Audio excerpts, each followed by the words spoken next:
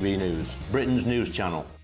When the news happens, it happens here. And really important breaking news. Breaking news this morning. On TV, radio and online, the news starts here on Britain's Newsroom. All the biggest stories and the answers that you need from across the UK and beyond. Join Britain's Newsroom from 9:30 on GB News. The People's Channel, Britain's news channel. GB News, unlike other broadcasters, isn't obsessed with the London-Westminster bubble. We think there's a nation beyond the M25, and that's why we talk about the issues that matter across the land. Join me on State of the Nation, 8 to 9 o'clock, Monday to Thursday, on GB News. Daisy's listening, and you should too.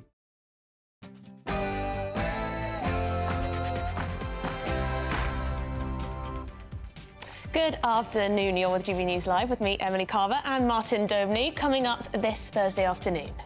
Flights cancelled, trains severely delayed, and major incidents declared as Storm Kieran unleashes chaos on the UK, with hailstones bigger than golf balls being reported. We're storm chasing up and down the country. Yes, we'll also be tracking the royals as they continue their historic trip to Kenya. Yesterday, they fed orphaned elephants. Today, they're visiting Kenyan Marines trained by the UK. We'll have the very latest with our royal correspondent. And it's been 45 years in the making, but the Beatles will release their final ever song this afternoon at 2 p.m. called Now and Then. The first bars were written by John Lennon in 1978, and with the help of AI, it was finished last year. And I, for one, am obsessed with it. Can't wait to hear it. Plus, we reveal how the so-called Million March for Palestine could hit London on this year's Armistice Day. As organisers have threatened to break the sacred 2-minute silence, we ask, could we see civil unrest?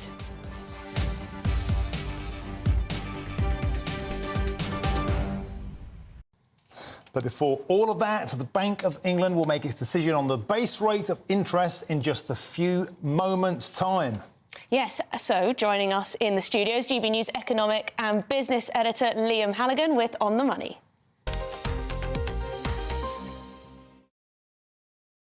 Liam, what are we expecting? I think we're expecting, Emily, interest rates to stay on hold at 5.25%. They were down at 0.1% as recently as December 2021. Wow. That was the emergency COVID measure.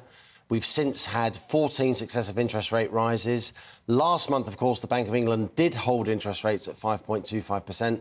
I think they're going to do the same now. Why? Because inflation's been coming down. It's currently just above 6%. It should be down at 2%, but the trend is definitely going downwards. Plus, preliminary numbers on GDP survey numbers show that the UK economy is now contracting. We've got insolvencies are up. These rate rises that we've had, they haven't only squeezed mortgage holders with variable rates, businesses with variable rate loans, people with personal finance loans, hire purchase agreements, variable rates and so on. They're really starting to squeeze the whole of the economy now. So I, for one, and I think a lot of economists agree with me, think it would be overkill for the Bank of England to raise rates anymore. OK, it's bang on midday now. Does it land exactly on 12, or is there It does, but the Bank of England's website then goes into meltdown as the whole world. And I'm not having a go at the boffins at the Bank of England. Their website usually works pretty well, and we're just trying to see what the reality is. I'm going to try and get Bank of England's Twitter going as well. High interest rates, bad for a lot of people. Of course, people on mortgages, as you said. Bad for businesses in terms of borrowing costs. Good for anyone? Will some people be wanting interest rates to rise today?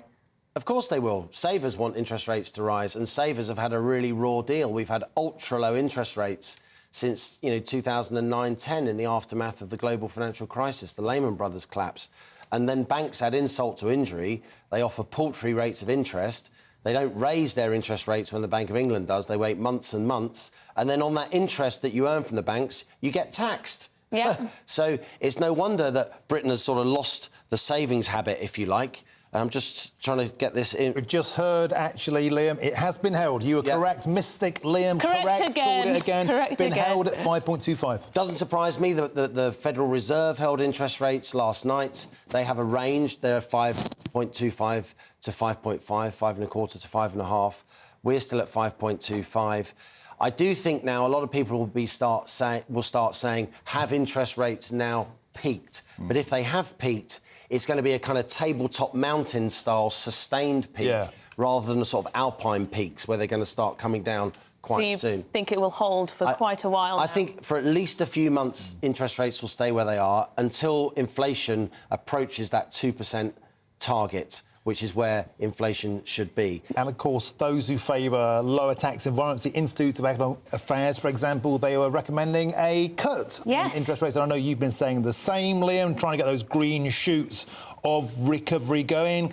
Dare to dream? Could that happen, or is this plateau going to go on forever? I think it will take a while. I mean, we had these insolvency numbers out yesterday, which were really quite alarming. Insolvencies, you know, businesses folding, going bust, all those crushed dreams, all the relationship pressures, you know, families really under the cosh when their businesses fold. Insolvencies during the first 9 months of this year, January to September, were 13% up on last year. That's what happens when you raise interest rates 14 times. And also the highest rate of insolvencies, again, since the aftermath of that 2008-2009 financial crisis. So the economy is really hurting now. We're on the brink of a recession. But yet, having said that, I don't think the Bank of England is going to lower interest rates, at least until the new year. Putting on my heartless hat, would some of these businesses that have gone bust, essentially, were they probably struggling anyway, and the interest rates were, you know, should they have stayed afloat? But a lot of good businesses struggle and you know, they have to push things. It's a very difficult environment.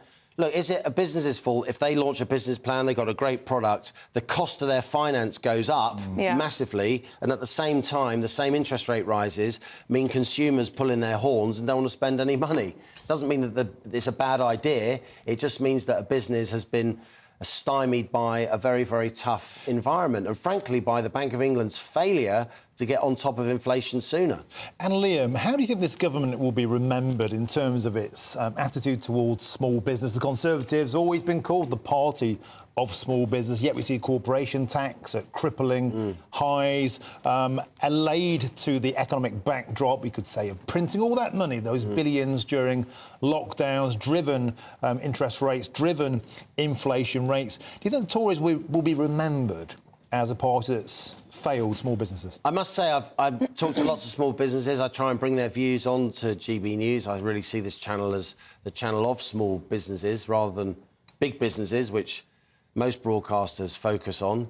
I think the Tories have dropped the ball when it comes to small businesses. They are their natural constituents. As you say, corporation tax gone up from 19 to 25%. Yeah, that's an increase by roughly a third, you know, 6 percentage points. That's a lot of businesses' margins. You've got business rates, which businesses must pay, including small businesses, before they make any money at all, before they even take in any revenue.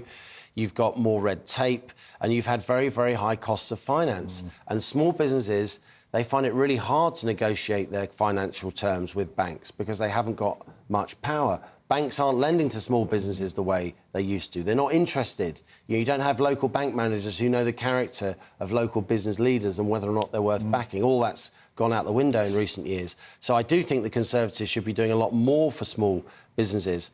But look, Rishi Sunak will claim credit for this interest rate hold. It's nothing to do with him. And now the Tories will start briefing, oh, we're going to hit our inflation target, getting inflation down to 5% by the end of the year. I think they probably will, but there's a big proviso here, Emily and Martin. If there is a kind of geopolitical flare-up, if this ghastly violence in the Middle East spreads, if oil prices, gas prices spike, if the OPEC oil exporters cartel wants to play geopolitical games to push up energy prices, the UK will suffer. We are an energy importer now, big time, and we don't have much gas storage. That could push up energy bills, that could push up inflation, and that could, again, push up interest rates. And there we go again, with a spiral of inflation. I wouldn't say for definite that interest rates have now peaked in this cycle, but if there aren't any big blots on the landscape, if there aren't any big... I wouldn't even call it an unknown, because we know that this stuff could happen. If there aren't any big geopolitical turmoil, then I do think interest rates have peaked. And a lot of mortgage holders will be very happy about that, but a lot of savers won't be. I believe we have a graph. I've just been told we have a graph that you've put together, Liam. Indeed. Do we have it to put up on the screen? Here we go. So this is the path of interest rates, Emily and Martin. Back in 2017, rates were already very low, and then during the COVID lockdown, they went right down to 0.25%, the lowest in our history. And then after lockdown, December 21, we had those successive interest rate rises as the post-lockdown surge in inflation came, all those supply chain issues, remember?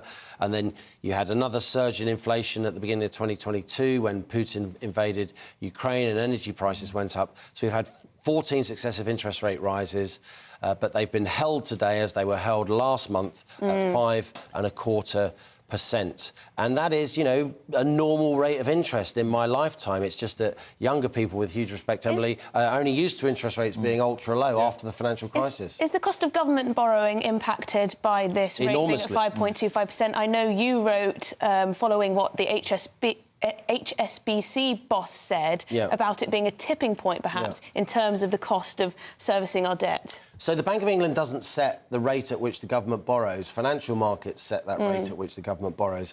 But the Bank of England's rate is, if you like, it puts a floor under... It's like a minimum lending rate. It's the rate at which the Bank of England lends to commercial banks. So all other rates of interest are higher than that, certainly on what we call spot markets, current markets. And the reality is, Emily, and it brings me no pleasure to say this at all, because so much of our government debt in this country is linked to inflation. So the government, when they sold the debt, they had to give the markets debt which will... The return on it goes up as inflation goes up. Is it inflation protected, what we called index linked?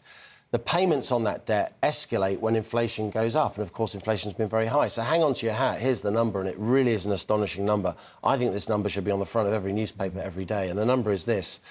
The British government in 2023 will spend 10.1% of all government revenue on debt service. That's absolutely enormous. This year? Yeah, in 2023. That's according to Fitch ratings, and that makes debt service, dead money if you like, the biggest item on the government's balance sheet, apart from the NHS. It's second only to the NHS. So when people say, oh, why doesn't the government just borrow and spend more money? If you think the government shouldn't just borrow and spend more money, you're a nasty person.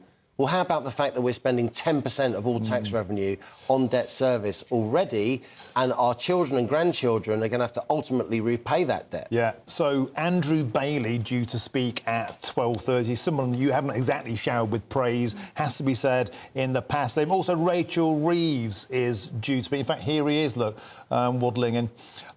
Rachel Reeves, also from the Labour Party, is due to speak. Be interesting, Liam, to see what they say, because the fact of the matter is we're in this situation almost through your graph there. You could almost say shutting the economy down and printing billions during lockdowns has put us down this course. What can the Labour Party offer? I mean, they can't tax more. We're already at that rate. So how can they offer the country a positive, aspirational future when basically the biscuit tin's empty? I think it is a very difficult inheritance for the Labour Party. If they talk about borrowing and spending a lot more money, the financial markets won't like it. You're going to get a kind of Liz Truss moment.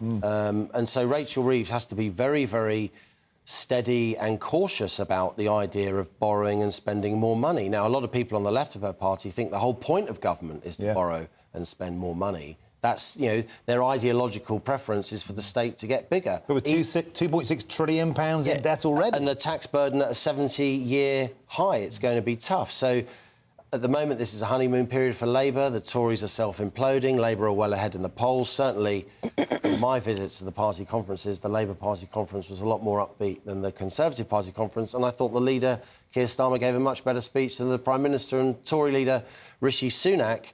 But it has to be said that Labour are going to have a problem holding their coalition together, holding their party together, not just when it comes to Israel-Hamas. A lot of people talk about that. But when it comes to an ex-Bank of England employee who's trying to, present herself literally as the Iron Lady Chancellor, channeling Margaret Thatcher, channeling her fellow Labour Chancellor, Gordon Brown, she is going to have a trouble telling the left of the Labour Party there is no more money. In fact, our spending plans are going to be... we know that her spending plans are even tighter than the Tory party's spending plans. Well, Liam Halligan... She likes copying other people's work, though, doesn't she? Does, well, but Liam Halligan, once again, calls it right. Liam, you called it right again. Don't suppose you've got any lottery number tips, have you? No, I haven't. Cheers. Thank you very much. That was Liam Halligan, our economics and business editor, with On the Money, bringing us the breaking news that the interest rate has indeed been held at 5.25%. So moving on to the Middle East, Israel is claiming that strikes on Gaza on Tuesday and Wednesday killed 2 senior Hamas leaders in the Jabalia refugee camp. The UN, however, raised serious concerns the IDF's operation could amount to war crimes. And this comes as the first British nationals have left Gaza via the Rafah crossing, with Prime Minister Rishi Sunak pledging to do whatever he can to help others escape. Back home, the UK has seen even more protests and action as tensions ramp up ahead of Remembrance Sunday and Armistice Day on the Saturday before that, with the Foreign Office being the target of protesters today. Right, so let's turn to our security editor, Mark White, who's in Sderot in southern Israel. Mark, can you bring us the latest?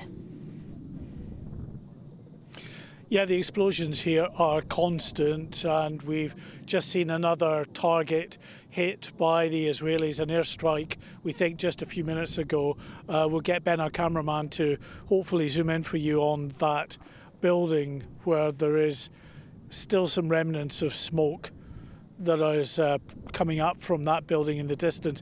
It's a bit hazy. There's a lot of smoke generally just hanging over that area of northern Gaza, but we are hearing the sound of not just the kind of aerial bombardment that's coming from the missiles, from the combat jets, but there's artillery fire coming out from near our position as well on a regular interval. And what's happening is those Israeli ground troops are pushing forward further and further into northern Gaza. They are meeting stiff resistance, and when they are meeting these Hamas fighters who are well dug in, who are firing anti-tank missiles, setting off explosive devices and hurling grenades at the Israeli forces, they are calling in close air support. That's why very regularly we get the sound of the explosions coming now from that area of northern Gaza. And what we're told in terms of the operation is that, according to an Israeli commander, they have beaten Hamas's front line of defence. They've pushed on beyond that, but clearly they're meeting other well-dug-in Hamas fighters. A commander said, we are at the gates of Gaza City, and that is a reference to the fact, I think, that what we're seeing in this operation is the push down from the north towards Gaza City, but also there is a push that's taking place with the IDF further south of Gaza City, and with that operation they are pushing from the Israeli side right out towards the Mediterranean to the main coastal road that runs down the seafront in Gaza, with a view to effectively cutting off Hamas fighters in Gaza City. And then at some point they're going to have to make that decision to move into the city itself, as we hear more in the way of combat jets high overhead. They're at very high altitude, but they are so advanced clearly with their weapons arrays that they have, they're targeting, they can still operate from very high altitude.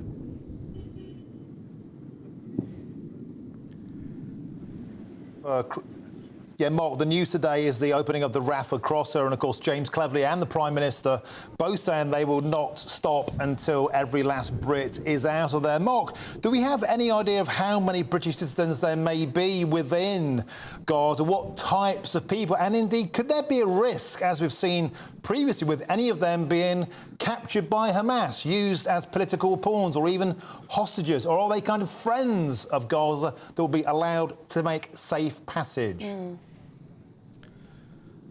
Well, who knows? I'm not on the ground in Gaza, so I don't know if they are friends or foes or people in danger. Clearly, anyone inside Gaza at the moment is in danger. What the Foreign Office tell us is that they have managed to make contact with around 200 British nationals. Now, we don't know whether all of those British nationals have said they want to come up come out of Gaza, it would seem inconceivable that they would want to remain.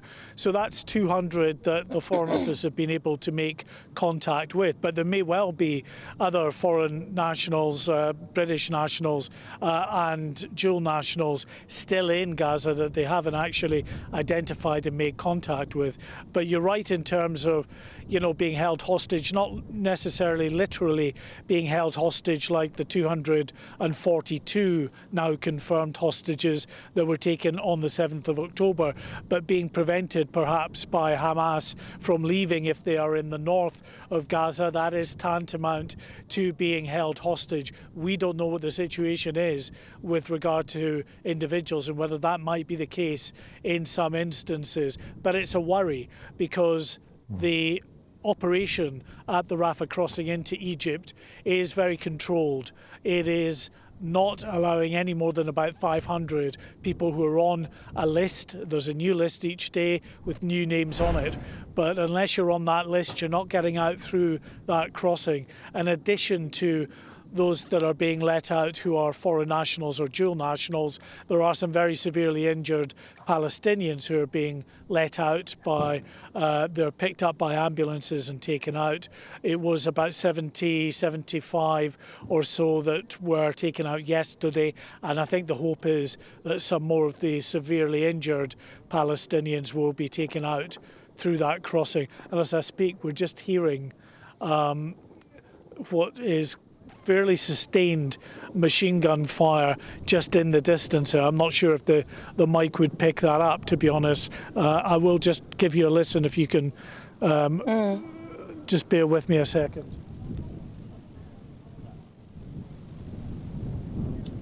Yeah. And just like that, the machine gun fire stopped. But that was a fairly sustained burst for a while. We get that small arms fire, an indication of the fierce fighting that's continuing on the ground, and it's very likely that they'll probably call in an airstrike as well. If they're meeting that kind of fierce resistance, you'll get an airstrike into those Hamas positions to take them out, to allow the Israeli ground forces to advance ever so slowly and carefully. Yes, Mark, I think we could hear very faintly the sound there of gunfire in the distance. Bringing you back to the UK, we've seen, and I'm sure you have seen as well, that there's been a spate of vandalism from one of the pro-Palestine action groups. The Foreign Office covered in graffiti, other buildings where potentially weapons companies are based. There we've got pictures that we're just showing our viewers here. I believe that's of the Foreign Office. Yeah. Red paint is now being cleaned off, but quite dramatic footage we've seen overnight. And we're going to see more of that, I'm afraid, not just in the UK, but in many Western countries where those protests are going to continue to grow, because what we're seeing now as, different to, of course, the 7th of October, as horrific as those events, where the news cycle now is being dominated by what's going on in Gaza and the images, particularly of those civilians who are being caught up in the horrific events inside Gaza itself.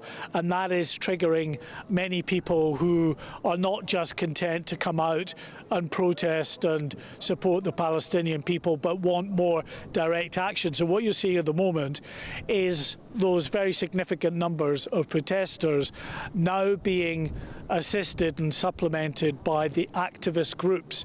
And these activist groups bring with them the knowledge on how to carry out this direct action. We've seen it in so many instances over the years with the likes of the Just Stop Oil protesters, other eco protesters, and the anti-capitalist protesters and the like. They are well used to finding targets to then go and cause, direct action, cause, significant disruption to rail stations where they might turn up in the thousands, to buildings, to monuments, whatever they decide is, an institution or a corporation, whatever it might be that they believe is showing support for Israel, is a potential target.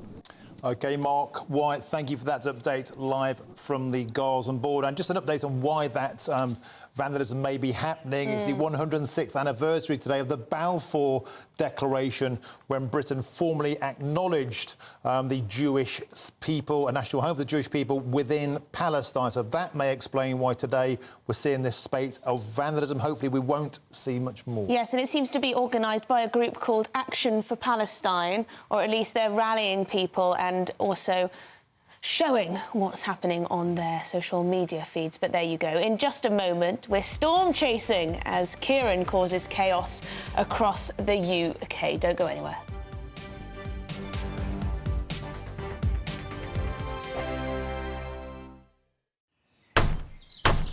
Who is it? We're here for the show. More energy this time! Welcome to the Dinosaur Hour. I was married to a therapist. And you survived? I thought we were getting Hugh Laurie. Second best. You interviewed Saddam Hussein. What's that like? I was terrified. I'm playing strip poker with these three. Oh! No, thank you. My CDs need to be put in alphabetical order. Are you going to be problematic again? The Dinosaur Hour. Sundays at 9 on GB News. What you get for breakfast is something that, if we do our jobs right, you will wake up to news that you didn't know the night before. It's a conversation. It's not just me and Eamon. We want to get to know you, and we want you to get to know us. From 6, it's Breakfast with Eamon and Isabel. Monday to Thursdays on GB News. Britain's news channel. People in Britain, they love free speech, but they also love fair play. I don't care if I'm speaking somebody from a trade union, from the Labour Party, somebody from the SNP. And I think the viewers like to see that actually we can challenge one another, but in a positive way. We think we ask the questions that people want to ask, and often we ask the questions that we wanted to ask in Parliament but never got the chance to ask. So join us every Saturday, 10 a.m. till noon on GB News. Britain's news channel. Nightmare commute. Kick it up a gear with me, Patrick Christie's, at drive time, 3 till 6 p.m, Monday to Friday on GB News Radio. You can listen online and on DAB+, on the smart speaker app and on the GB News app. And if you've got an Alexa, all you have to say is, Alexa, play GB News. We're also on TuneIn and the Radio Player apps. From the school run to rush hour, get revved up with me, Patrick Christie's, on GB News and GB News Radio. Tired of the usual focus-tested, pre-prepared Westminster runaround? Well, so am I. So you want higher taxes? Is your department to blame for this? Are you rethinking this policy? Every Sunday at 9:30, I'll be sitting down with those in power to get the truth about the issues affecting you. Let's be honest, we've known about the cost pressures of this project for years, not months. That's the Camilla Tominey Show, a politics show with personality. On GB News, the People's Channel, Britain's news channel.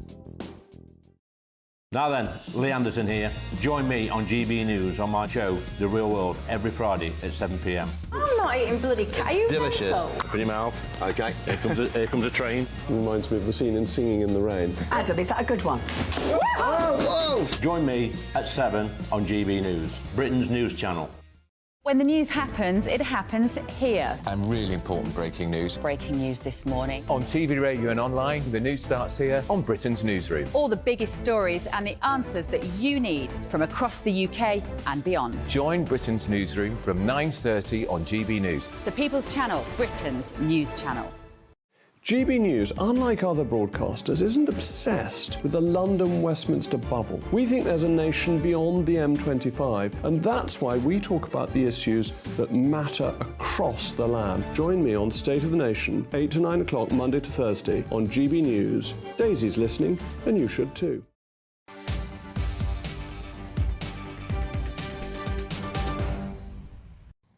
Welcome back to GB News Live with Emily and Martin. It's 12:25. Now, thousands of homes have been left without power and hundreds of schools forced to close as Storm Kieran batters Blighty, with some areas hit by gusts of over 100 miles an hour. I shouldn't smile. It looks like there's going to be a huge amount of damage. The Port of Dover is now reopened to shipping, but they're warning passengers to expect delays as the traffic clears. Look at those pictures, Martin. Yeah, and in Southsea, paving slabs have been ripped up and thrown across the coastal path as the extreme weather sweeps in.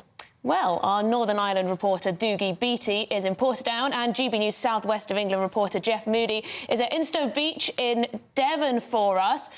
Thank you very much to you both. I believe you are here for us right now. Doogie is there. Excellent. Thank you very much indeed. Well, it looks like you're standing in front of a flood there. Can you bring us the latest from where you are? Well, yes, yesterday we were in Newry in South Down and we were reporting on the River Clonroy bursting its banks and the canal there as well, and flooding Sugar Island in Newry, causing thousands of pounds worth of damage to businesses there. Well, we did say at the time that we had heard the River Bann was starting to swell, and late yesterday evening it did exactly that. It rushed its waters into Portadown. Cars caught waiting. People had left their cars in a car park to go to the train, and of course they were flooded out. Businesses there, Tesco's, flooded as well. Most of the main streets, and actually behind me now is a main street of homes that are also very much flooded. One of them there showed me part of it. They're up to 2 foot of water inside it. They didn't want to come on camera for obvious reasons, being very, very upset about what was going on. But yes, this is now more about land management than anything else. This is how we treat our farmers and make sure that they're paid for cleaning out those drains that are in the fields, because what's happening is the saturation of water is sitting in the fields and then it's coming down into the rivers when the fields get so wet that they actually breach those banks and come down in, and that is coming down. And also planning as well. Planning, they're allowing people to build and develop on what used to be floodplains. And earlier on I caught up with the MP here, Carla Lockhart. There's total devastation here in Portadown. We've seen homes destroyed, we've seen businesses having to cease trading, some of which are only getting back up and running today. Look, this has been a long-running issue. I do firmly believe we need to get better at planning laws. We need to ensure that there is enough floodplains maintained in the area. We need to start to clear out our gullies. We need to try and get our services back up and running to full capacity. If we don't, this will continue. Thank you very much for that update, Doogie. And there we have Jeff Moody at Instow Beach. Jeff, I've been watching you all morning. Looks like you're hanging on for dear life. What's the latest there as Storm Kieran sweeps into Devon? Yes, it's actually swept past Devon now. Apparently it's just gone over London. The eye of the storm has gone over London. You might not have felt it there in London, because when you're in the eye of the storm, that's when the winds are particularly light. It's the aftermath that contains the strong winds, which is what we're getting here in Devon. The winds are really picking up. They really are ferocious in places. No more rain, though, which is quite good. But it has, as you say, left a little bit of devastation in its wake. I mean, there's a boat just right in front of me here that's beached, like a beached whale it is. That's landed on the beach. There was another little rowing boat that capsized earlier on, and we are hearing about a car that went into the water in Teignmouth in South Devon. 10,000 homes in Cornwall are now without power. We're not sure whether any of them have managed to get power back, but when people woke up this morning, there were power cuts in 10,000 homes. Many schools across the south of England have shut down, around 300 schools, and there's still a major emergency incident declared in Southampton, parts of Hampshire, and in the Isle of Wight too.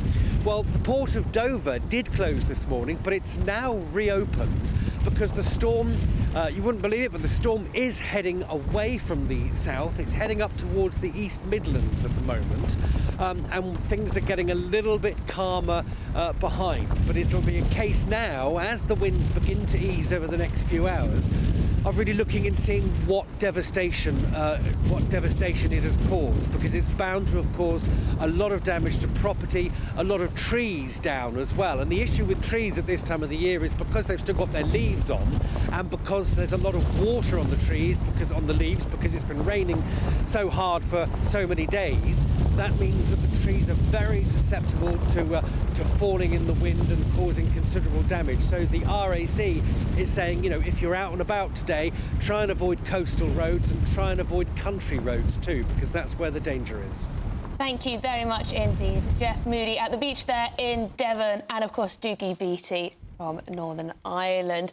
My dad is actually in Cornwall today, and he sent me he's trying to find a coffee, but alas, Starbucks was closed because of what Jeff Moody said, power cuts. Widespread. Of course, that's the least of people's worries, but clearly these power cuts are all over the place. That's it, sweeping to the Midlands now and on towards Newcastle later on, heading up towards the northeast. And also there is a flow in position at Heathrow. People trying to leave the country via airports may be experiencing some delays, but it seems like we are through the worst. But heavy rain, I think, headed for tomorrow as well. And as Jeff said there, the problem is when you have waterlogged ground and trees in full leaves, the wind takes those trees over, blocking roads. There are still amber warnings in lots of places for disruption to travel due to fallen trees and blocked roads. And, of course, railway tracks on the sidings that the trees go over. So still much disruption ahead. We'll keep you fully up to date on the show. And, of course, hundreds of schools closed, remain shut,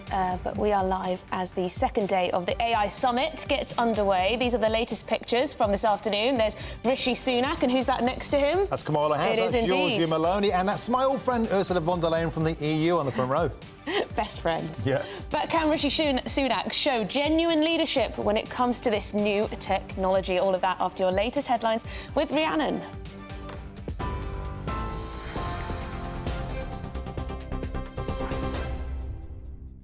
Thank you. It's 12:32. Your top stories from the GB newsroom. The Bank of England has held the base interest rate at 5.25%. It's the second month in a row it's been kept unchanged after 14 consecutive hikes. The announcement will provide some relief to borrowers.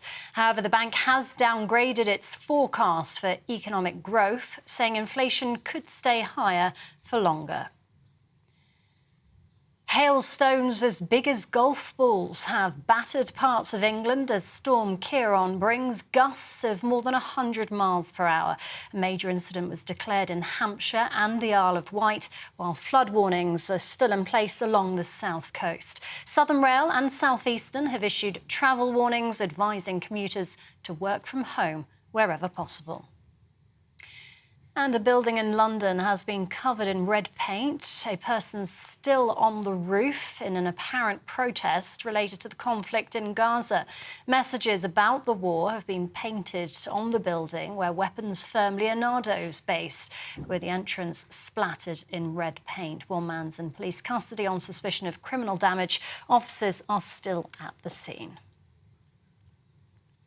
And the COVID inquiry has heard that Matt Hancock wanted to decide who should live or die should hospitals become overwhelmed.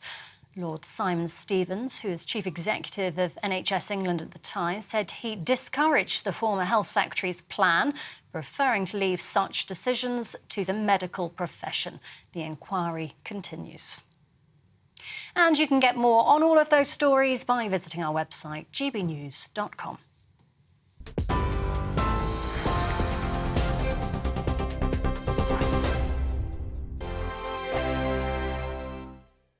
In a world of dull and predictable radio and TV shows.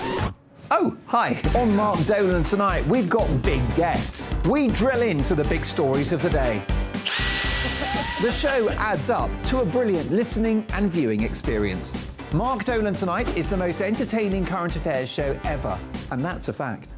Join me, Mark Dolan, Fridays and Saturdays from 9, Sundays from 10. Only on GB News, the People's Channel, Britain's news channel. There's only 3 people you can trust in life. Your doctor, your lawyer, and your nana.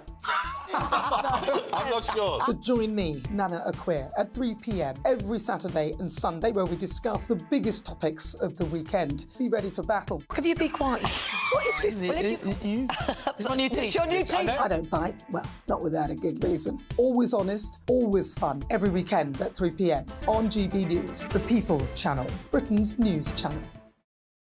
So Jubes and Kerr, we tackle the issues of the day with real, robust debate, both sides of the fence, battling it out with me in the middle with my forthright opinions and views. And often really interesting things happen because you start with a position and then by the end of the debate you find actually, well, I might not have thought about that one. What we need in this country is 2 new political parties. You should maybe think about doing a 2024 calendar. I'm Michelle Dewberry and I'm keeping you company right through until 7 o'clock this evening. GB News, the People's Channel, Britain's watching. Join us every night on GB News at 11 p.m. for Headliners, which is 3 top comedians going through the next day's news stories, which is exactly what you need, because when the establishment has gone crazy, you need some craziness to make sense of it. Headliners. You don't have to bother reading the newspaper. We've got it covered for you. Every night at 11 p.m. and repeated every morning at 5 a.m. We won't send you to sleep like some of the other paper review shows out there. So join us 11 p.m. every night on GB News. The People's Channel, Britain's news channel.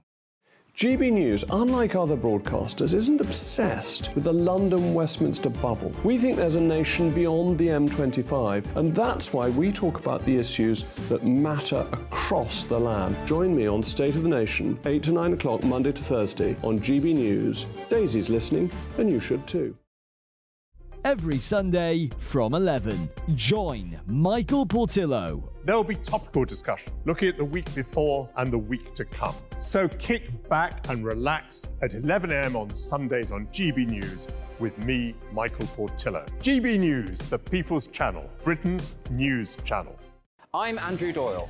Join me at 7 o'clock every Sunday night for Free Speech Nation, the show where I tackle the week's biggest stories in politics and current affairs with the help of my 2 comedian panellists and a variety of special guests. Free Speech Nation, Sunday nights from 7 on GB News, the People's Channel, Britain's news channel. Nightmare commute. Kick it up a gear with me, Patrick Christie's, at Drive Time, 3 till 6 p.m, Monday to Friday on GB News Radio. You can listen online and on DAB+, on the smart speaker app and on the GB News app. And if you've got an Alexa, all you have to say is, Alexa, play GB News. We're also on TuneIn and the Radio Player apps. From the school run to rush hour, get revved up with me, Patrick Christie's, on GB News and GB News Radio.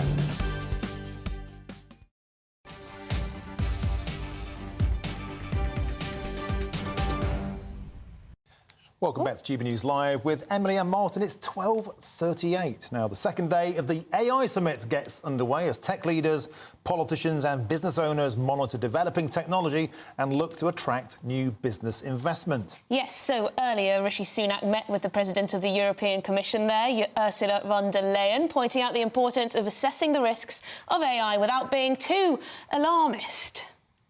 AI has the potential to transform our lives in every aspect, from healthcare to education and our economy. Thanks to the actions we've taken this week, Britain is well placed to be at the forefront of that change. There's debate about this topic. People in the industry themselves don't agree and we can't be certain. But there is a case to believe that it may pose risks on a scale like pandemics and nuclear war. And that's why, as leaders, we have a responsibility to act, to take the steps to protect people. And that's exactly what we're doing. OK, so now it is time to talk to our Deputy Political Editor, Tom Harwood, who's at Bletchley Park. Tom, very, very excited by this. What's the latest? Yes, this is the second day of meetings. These are the sort of high-level intergovernmental meetings today where we might build upon the foundations that were laid yesterday. And if we remember yesterday, there was a world first here in Bletchley Park, the place that arguably invented modern computing, the place where Alan Turing cracked those codes in the Second World War, is the place where the UK, the US, the EU, and even the People's Republic of China came together to agree a declaration, the Bletchley Declaration on AI, agreeing for the first time what the risks could be and also defining what is known as frontier AI, the very cusp of what is possible right now, the most powerful models, the ones that we perhaps understand least. That's what this summit is all about, and the potential to control those models, because the big risk is that these frontier models escape human control, almost with a mind of their own, and make things very difficult for human beings in the future. This summit is to try and guard against that, and we've already seen the nascent beginnings of some of those models of how to stop doing that. AI safety institutes being set up in the UK and the US, a model that may well be rolled out across the world. And we're hearing that one big agreement that might come about today is a sort of IPCC-style UN panel to track and report on the progress of AI. Of course, we also know the next 2 summits will be held in 6 and 12 months' time in South Korea and in France. So this is not the last AI summit. This is the first of many, trying to keep track of this rapidly evolving technology. And just one final thing I'd say is that some of the journalists that I'm here with have been a bit downbeat about the UK, saying, has the US tried to sort of steal the thunder of the UK with their announcements this week? And there was one leader of a US civil society body that we had the chance to question just a few moments ago. And when one pretty dour British journalist asked him, sort of, is the UK sort of blowing smoke? Is the UK not really leading in this field? He completely slapped that journalist's question down, saying, no, none of this would have been happening if it weren't for the UK bringing these countries together and getting this stuff signed. It really does show UK leadership in this field. Well, good thing we have you, Tom Harwood, to set them straight. Thank you very much indeed for bringing us the latest from Bletchley Park there for the AI Summit, convened by the United Kingdom and, of course, the Prime Minister, the birthplace of computing. And interesting to see Giorgia Meloni there, the Italian Premier, because, of course, Rishi has vowed to team up with her to try and stop the boat. So maybe after he stopped talking tech, he might actually get round to stopping a few boats. What, an AI solution? I think it might take a touch more than that. But nevertheless, that's the person he said he would team up with to stop them coming in at source through Italy. So let's see if any more comes of that. Yes, a new alliance. Anyway, the King and Queen have been visiting Kenyan Marines who have been trained by the UK's Royal Marines. They put them through their paces during a military exercise. Yeah, it's part of their state visit to Kenya, which marks their first visit to a nation in the Commonwealth since their coronation. So, joining us now to discuss this is our royal correspondent, Cameron Walker.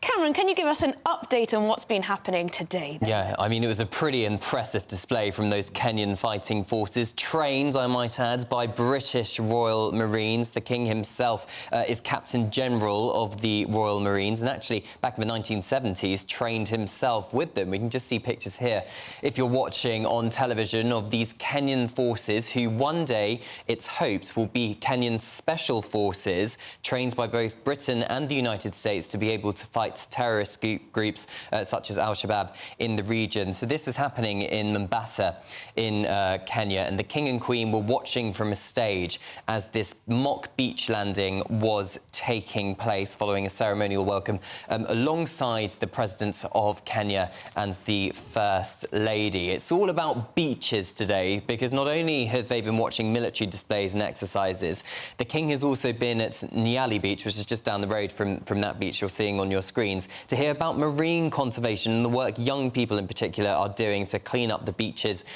get rid of plastic pollution, and 1 or 2 turtle conservation sites as well. So it's been a busy afternoon for the King. And as we predicted yesterday, Cameron, resplendent front pages of today's national newspapers of Queen Camilla feeding that baby elephant with a bottle of milk. You were saying yesterday, though, it was a bit of a mixed bag in terms of the reception in Kenya. Is there still any kind of fallout of the political machinations of reparations and the so-called crimes of yesteryear, or is that behind us now, and are we looking forward to a more positive finale to this visit? Well, the King kept his words, and yesterday in private met a number of the relatives and of the survivors of those who had atrocities committed against them during the Mau Mau uprising, one of which was the great-grandson of the tribal leader who was killed by British rulers in 1905. And he actually said that by meeting the King in person and giving the opportunity to speak to the King in person and talk about what his great-grandfather went through was really progressive. Yeah. So from his perspective, it was a good thing that the king was there and addressing it. However, there are still some rumblings, but I think on the whole, most people are finding that this state visit, his first to a Commonwealth realm as head of the Commonwealth, has been very successful because it has not been totally overshadowed by calls for reparations like Prince William and Princess Catherine's was in 2022. I mean, look at the front pages. It's the Queen feeding a baby elephant. What more do you want? Yeah. What more could they want than that? Yes, it has, I think, been another resounding success. It's 2 royal visits now by the King and Queen since they were crowned. I think they've got off to a stonker. I think they have, and even, OK, there's been a little bit of embarrassing hoo-has with the King tripping up at the cemetery yesterday, but also the Queen, I don't know if you've heard this story, but she was at a donkey sanctuary yesterday, Brooke, she's president, and they put up this makeshift stall so the Queen could buy souvenirs such as jewellery and cashew butter, and she ran out of money. Really embarrassing. She had no money on her. She had 40,000 Kenyan shillings on her, which sounds like a lot of money, but apparently not, because she ran out, and an aide had to hastily take down the details of the store owners to pay them back later. She had to get a, bank transfer. Have you got Monzo? An IOU. I think she'd be good for it. Yes. I think she'd be good for an IOU. I like that, though. There are little bloopers, like outtakes from these kind of trips where things don't go perfectly to plan, but it makes it somewhat charming. Well, it makes them human, and like Charles stubbed his toe, but he made a good recovery. But they're getting in there, they're mucking in. The photo call was great. And I'm particularly heartened, Cameron, by that wonderful story of the King talking to a descendant. And I think that kind of human touch, that's what these visits are about. Yeah, absolutely is. And we have to remember why the King is sent on these state visits. It's the Foreign Office that sends them to these places, and it's all about strengthening relations between Kenya and the United Kingdom. It's a very competitive region in terms of trade. There's influences from Russia and China and the United States as well. But Kenya and Britain have this shared history. We have to remember it was his mother, Queen Elizabeth II, who became queen in Kenya at True Trop Safari Lodge, came down, went up the tree as a princess, came down as queen, as the story goes. And again, we mentioned this yesterday, but the King reading an extract from Queen Elizabeth II's diary, where she was talking about the magnificent Kenyan landscapes and that she didn't want to miss a moment of it in 1952. And these are the pictures you're looking at now on your screens of the then Princess Elizabeth, just a few days short of becoming queen. Well, it's an absolutely stunning place to visit. I haven't been, but I've heard it's absolutely beautiful and wonderful for the wildlife, of course, as well. But that mock beach landing was quite something. Yeah. Quite a performance there. Yeah, it absolutely was. So it's the Royal Marines training demonstrating a covert beach landing, as it's been described by Buckingham Palace, and showing defence collaboration in action, because, of course, it just shows perhaps the strength of the British Armed Forces and the Kenyan Royal Navy. I just want to reiterate, this is a mock beach landing for those who are just tuning in. Yeah, mock training. These are Kenyan soldiers who have been trained by British Royal Marines. Kenya's navy was not set up until the 1960s, just 1 or 2 years after they gained independence from Great Britain, which is why perhaps Britain and the United States are helping to train them, to get them up to speed with modern warfare. And Cameron, looking ahead to the royal visits, we talked yesterday, didn't we, about this backdrop now of the political heritage, history. You talked there about independence, looking forward to the state visit to Australia, the royal visit to Australia. Are we expecting that to be clouded by talks of independence, by a republic movement in Australia? Yeah, I think with all Commonwealth nations, the King has some tricky times ahead. I think perhaps the Caribbean nations are more hostile than, let's say, the Australia, New Zealands, Canadas of the world, because there are echoes still of slavery and demands for reparations within the Caribbean. They lost Barbados, the realms, a couple of years ago, and Jamaica is really wanting to become, well, some people are really wanting them to become a republic, and Australia has also talks of becoming a republic as well. As for is it imminent, I doubt it very much so. But will a royal charm offensive, those we saw in the 1980s with Prince Charles, Princess Diana going to Australia, turn the tide on republicanism? Even when Prince William and Catherine took Prince George, a baby Prince George at the time, to Australia and New Zealand, there wasn't much talk of republicanism, but I think we'll have to wait and see. Well, that's an interesting question, isn't it? Is a charm offensive what's needed to hold the Commonwealth together Well, they're certainly being very, very charming, I believe, where they go. I think, a lot of people worried about, Charles banging on about climate change. I mean, he does that anyway. But I think he's got off to a great start. He more talks about the environment, to be fair to him. That's what I and meant. most of us do care about the environment. Yeah, but we also believe there should be maybe a separation between the political realm and the royal realm. But anyway, let's move on. It's certainly necessary for our constitution. Thank you very much indeed, Cameron Walker, our royal correspondent there, bringing us the latest from the Royal Kenya trip. Well, thanks to the help of AI, the Fab Four have been reunited for the final time as the Beatles' last single is released. Yeah, I'm massively excited about this because Paul McCartney and Ringo Starr recorded the track after Yoko Ono called Macca and told him she'd found a demo of Lennon performing the new single Now and Then. So with us now is James McMahon, music journalist. Yeah, Jimbo, how you doing, mate? It's been ages.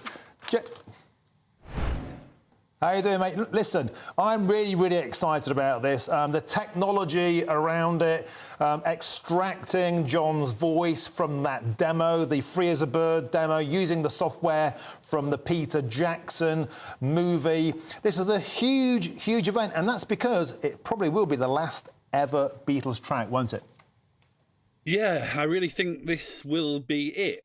I mean, I feel like this new technology means that classic artists will continue to exist long after they have disbanded or they've left this mortal coil. In this case, the Beatles have disbanded and two of them have left this mortal coil.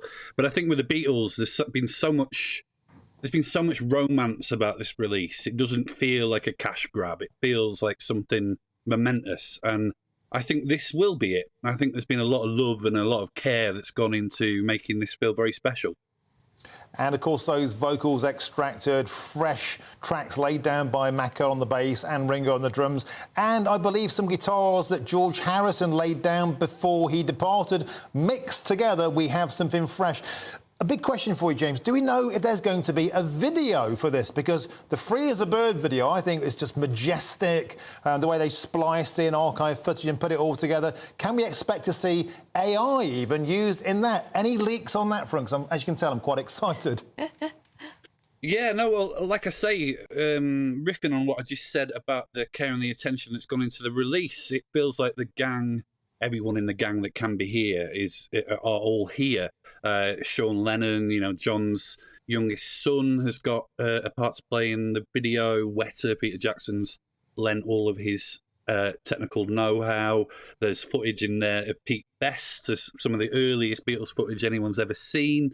It's everyone who can be part of this. Everyone, down to Giles Martin, obviously his father, who produced the majority of the Beatles' music, can't be here, but even Giles Martin's involved. So it does really feel like a celebration of, and I don't think this is a controversial thing to say, the greatest band of all time.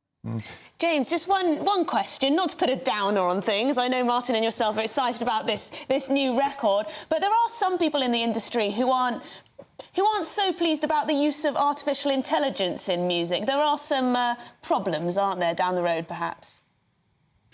I mean, there certainly is. There are, I'm a punk rock fan, so I do value authenticity and things that are rough and ready. That's kind of the music that matters the most to me. But at the same time, I do worry about that kind of spirit of music making being lost with the introduction of this new technology. But I think in this instance, I mean, that's one for down the line, but in this instance, I think it's been done in the best possible way, just because you've got Paul McCartney and Ringo Starr as kind of custodians of the material. They've taken, Martin said before about some guitar from George, but because they originally intended to record this song for the Anthology project in 1995, it's not exploiting these musicians, which is my worry about AI. I feel like Paul and George have really, they know this is the proper goodbye. And I think that whenever you've got real musicians using AI, using this technology, we're going to be okay. It's when the musicians aren't involved, that's when I worry that it'll be more than just a tool. And James, it's got to be said, technology aside, it's a cracking riff, isn't it? The piano riff from Lennon, his vocal melody, that kind of middle eight. It actually is a blooming good song as well, and it lands today at 2 o'clock. I think crucially that's what's important. I think that, I mean, you mentioned Free as a Bird before, but I remember being a Beatles-obsessed teenager and thinking, you know, this is the Beatles, but it's not the Beatles, where I feel like this has got a poignancy. I feel like this is a really good song. And there's also just all the romance of John writing the song in the Dakota in 1977. Like, I think this is good. I think this is good. I'm going to go out on a limb and say the Beatles, I think they're going places. Yeah, James McMahon, it's always a pleasure, mate. Long time no see. I'm massively excited about this. I think Beatles fans out there are too. I think it's going to be a massive bestseller. I just can't wait. An hour's time. Itching to hear it. Itching to hear it. In just a moment, we'll be keeping you updated on all the latest from the war between Israel and Hamas, with planned disruption back home. For Remembrance Day, we'll be discussing that. Is the conflict spilling too much over into Britain's streets? All of that to come.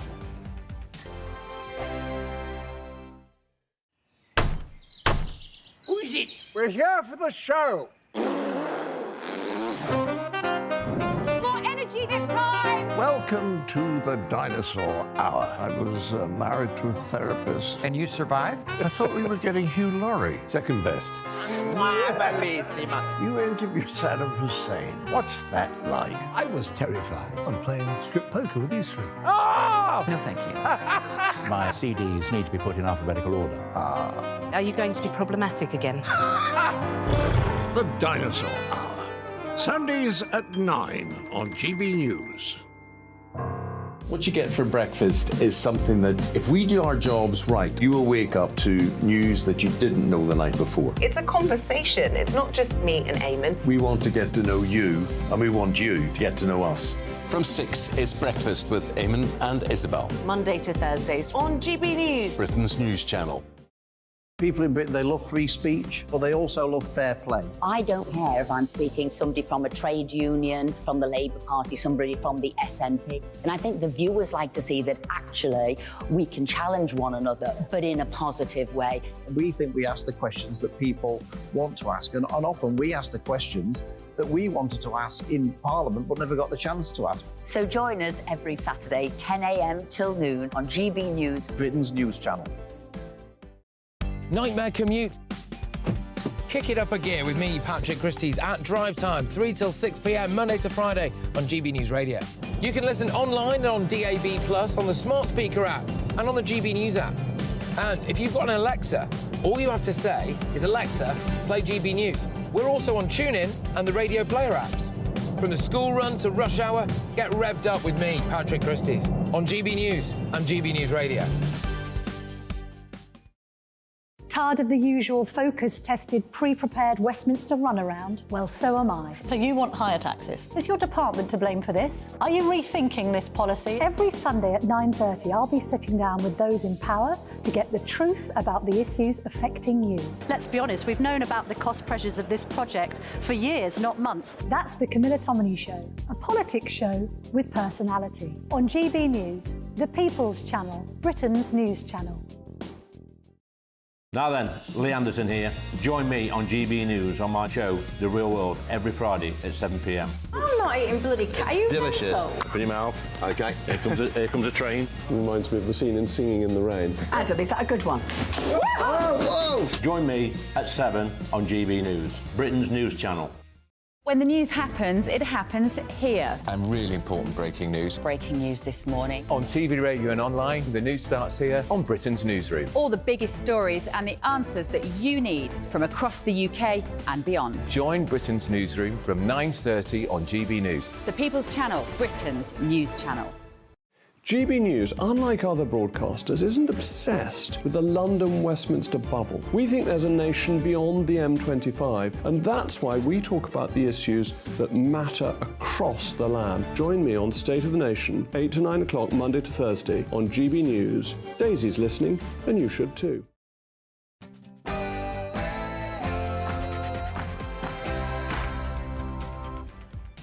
Good afternoon. You're with GB News Live with me, Emily Carver, and Martin Daubney. Coming up this Thursday afternoon. Flights cancelled, trains severely delayed, and major incidents declared as Storm Ciarán unleashes chaos on the UK, with hailstones bigger than golf balls being reported. We're storm chasing up and down the country. We'll also be tracking the royals as they continue their historic trip to Kenya. Yesterday, they fed orphaned elephants. Today, they're visiting Kenyan Marines trained by the UK. We'll have the very latest with our royal correspondent. And it's been 45 years in the making, but the Beatles will release their final ever song this afternoon at 2 p.m, in fact, titled Now and Then. The first bars were written by John Lennon in 1978, and with the help of AI, was finished just last year. I, for one, cannot wait to hear it.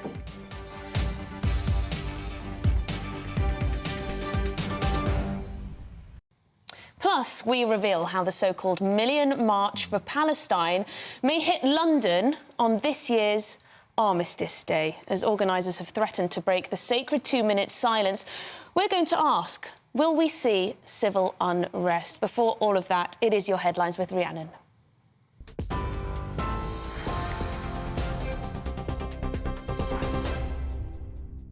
Emily, thank you. Good afternoon. It's 1 minute past 1. Your top stories from the GB newsroom.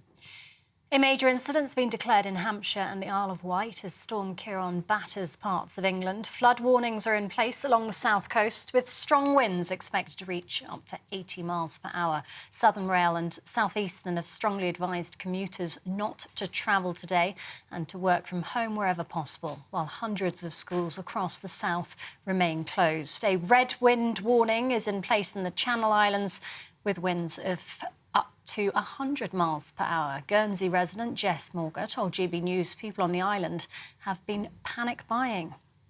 There isn't a road that you would go down. I don't think that there isn't trees. Or if you try to take a coastal route, there's that's obviously of danger as well today. So I suppose we really do feel cut off. But I mean, the panic buying in the shops has been hilarious the last few days. I mean, why people think they'll run out of toilet roll in 24 hours. But yeah, milk going off the shelves, people fighting over loaves of bread. It's been crazy. Israel says fresh strikes this morning killed 2 Hamas leaders in Jabalia, an area used as a refugee camp. Gaza's media office, which is run by the Hamas terrorist group, says 195 Palestinians were killed in the attack. The United Nations says it has serious concerns Israel's actions could amount to war crimes. Living conditions inside Gaza continue to worsen, with food, water and medical supplies running dangerously low. Well, the Rafah border crossing has opened for limited evacuations for a second day as part of a Qatar-brokered deal. At least 335 foreign nationals left yesterday. Dozens of severely injured Gazans were also taken for treatment in Egypt following that brokered deal. It's understood around 7,500 foreigners will leave Gaza over the next 2 weeks. Back here in London, the Foreign Office has been splattered with red paint in an apparent protest.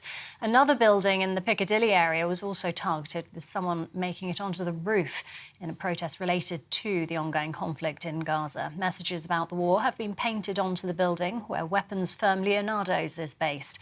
One man's in custody on suspicion of criminal damage. Officers remain at the scene. The Bank of England has held the base interest rate at 5.25%. It's the second month in a row that it's been kept unchanged after 14 consecutive hikes. The announcement will provide some relief to borrowers. However, the bank has downgraded its forecast for economic growth, saying inflation could stay higher for longer.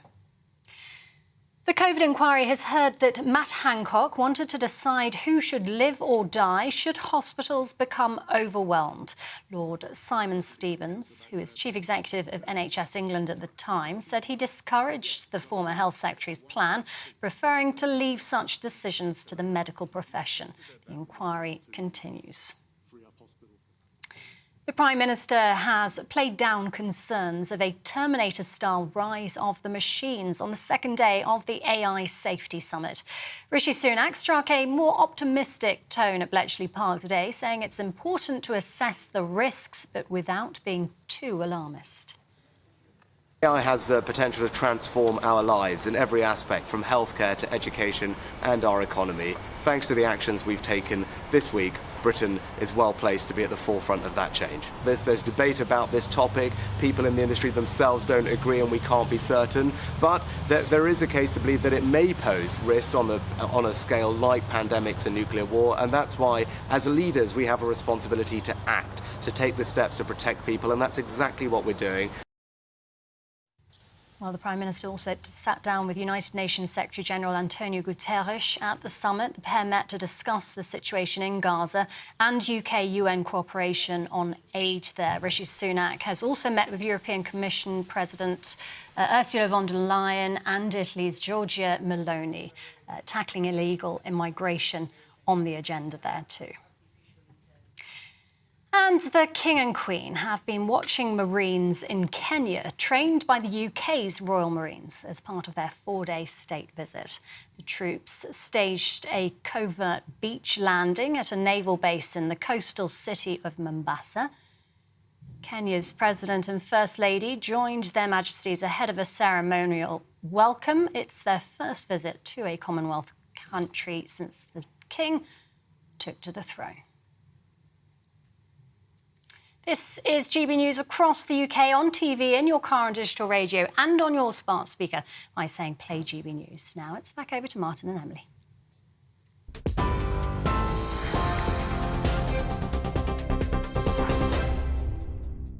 Thanks, Rihanna. Now, Martin, there seems to be a debate emerging in our inbox. Yeah, and it's one that's been raging for many decades. And, of course, in 54 minutes, the final ever Beatles track Now and Then lands. And we want to ask you, Beatles or the Stones? It's a bit of an old chestnut, but I had a problem with the Beatles for years because I'm an Elvis man, the king of rock and roll. I thought the Beatles killed his career. I outgrew that. The petulance of youth was removed. I love the Beatles. I'm hugely excited about this. I also love the Rolling Stones, two of the very, very best of British bands of all time. Let us know who your favourite is. Yes, let us know, gbviews at gbnews.com, because Richard's already got in touch. He says, overrated boy band, that's the Beatles, that is. They were never fit to walk in the Stones' shadow. Sorry, but there it is, he says, strong stuff. But John, on the other hand, says he's a big Beatles fan. He says he got to like them a lot because his dad was always playing the Beatles. He's so glad to hear a new release with added singing of John Lennon is coming out. Yeah, and I think the joy of this, I know I could bang on about this all day, the joy of this is it was a tragedy that John Lennon was taken away so young, and to almost have him brought back to life, at least vocally, via the power of AI, I think is almost transcendental. I'm really, really emotionally excited about this. 52 minutes to go. How young was he? He was, oh God, you've asked me a question over there. 40. 40, just 40 years old. Way too young, still had decades of output left in him. This is the final ever piece. Do you think it's a bit odd to sort of resurrect a voice via AI? No, because it's already there. They've simply extracted it. It hasn't been added to or generated from nowhere. It's actually John. This is John. It's just the best John we could get. Well, music lovers out there, let us know if you prefer the Stones or the Beatles have got your heart. Anyway, shall we move on? Yes. Now, thousands of homes have been left without power and hundreds of schools forced to close as Storm Kieran batters the UK, with some areas hit by gusts of wind of over 100 miles per hour. Wow, these are pictures from Christ St Mary near Exeter, where the river levels have risen significantly following very heavy rain indeed. Look at that. The Environment Agency has issued 54 warnings where flooding is expected. Most of these are along the south coast. Now, Northern Ireland reporter Doogie Beattie is in Portadown, and GB News South West of England reporter Jeff Moody is clinging on at Instow Beach in Devon. Doogie, let's cross to you first. Yesterday you were in Newry and we saw the river sweeping through the town. In fact, it was completely obscured, the arches. The ground was water-ridden. What's the latest from Northern Ireland?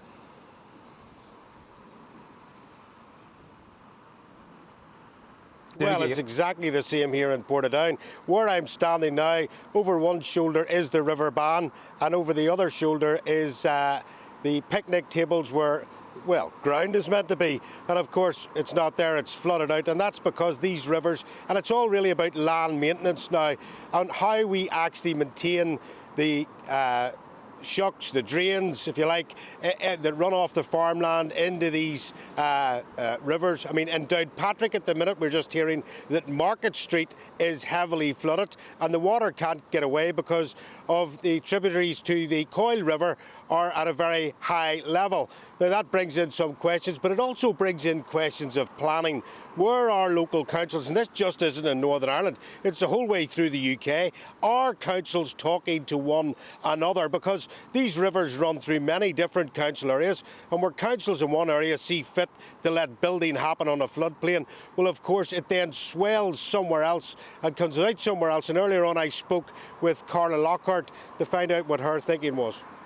There's total devastation here in Portadown. We've seen homes destroyed, we've seen businesses having to cease trading, some of which are only getting back up and running today.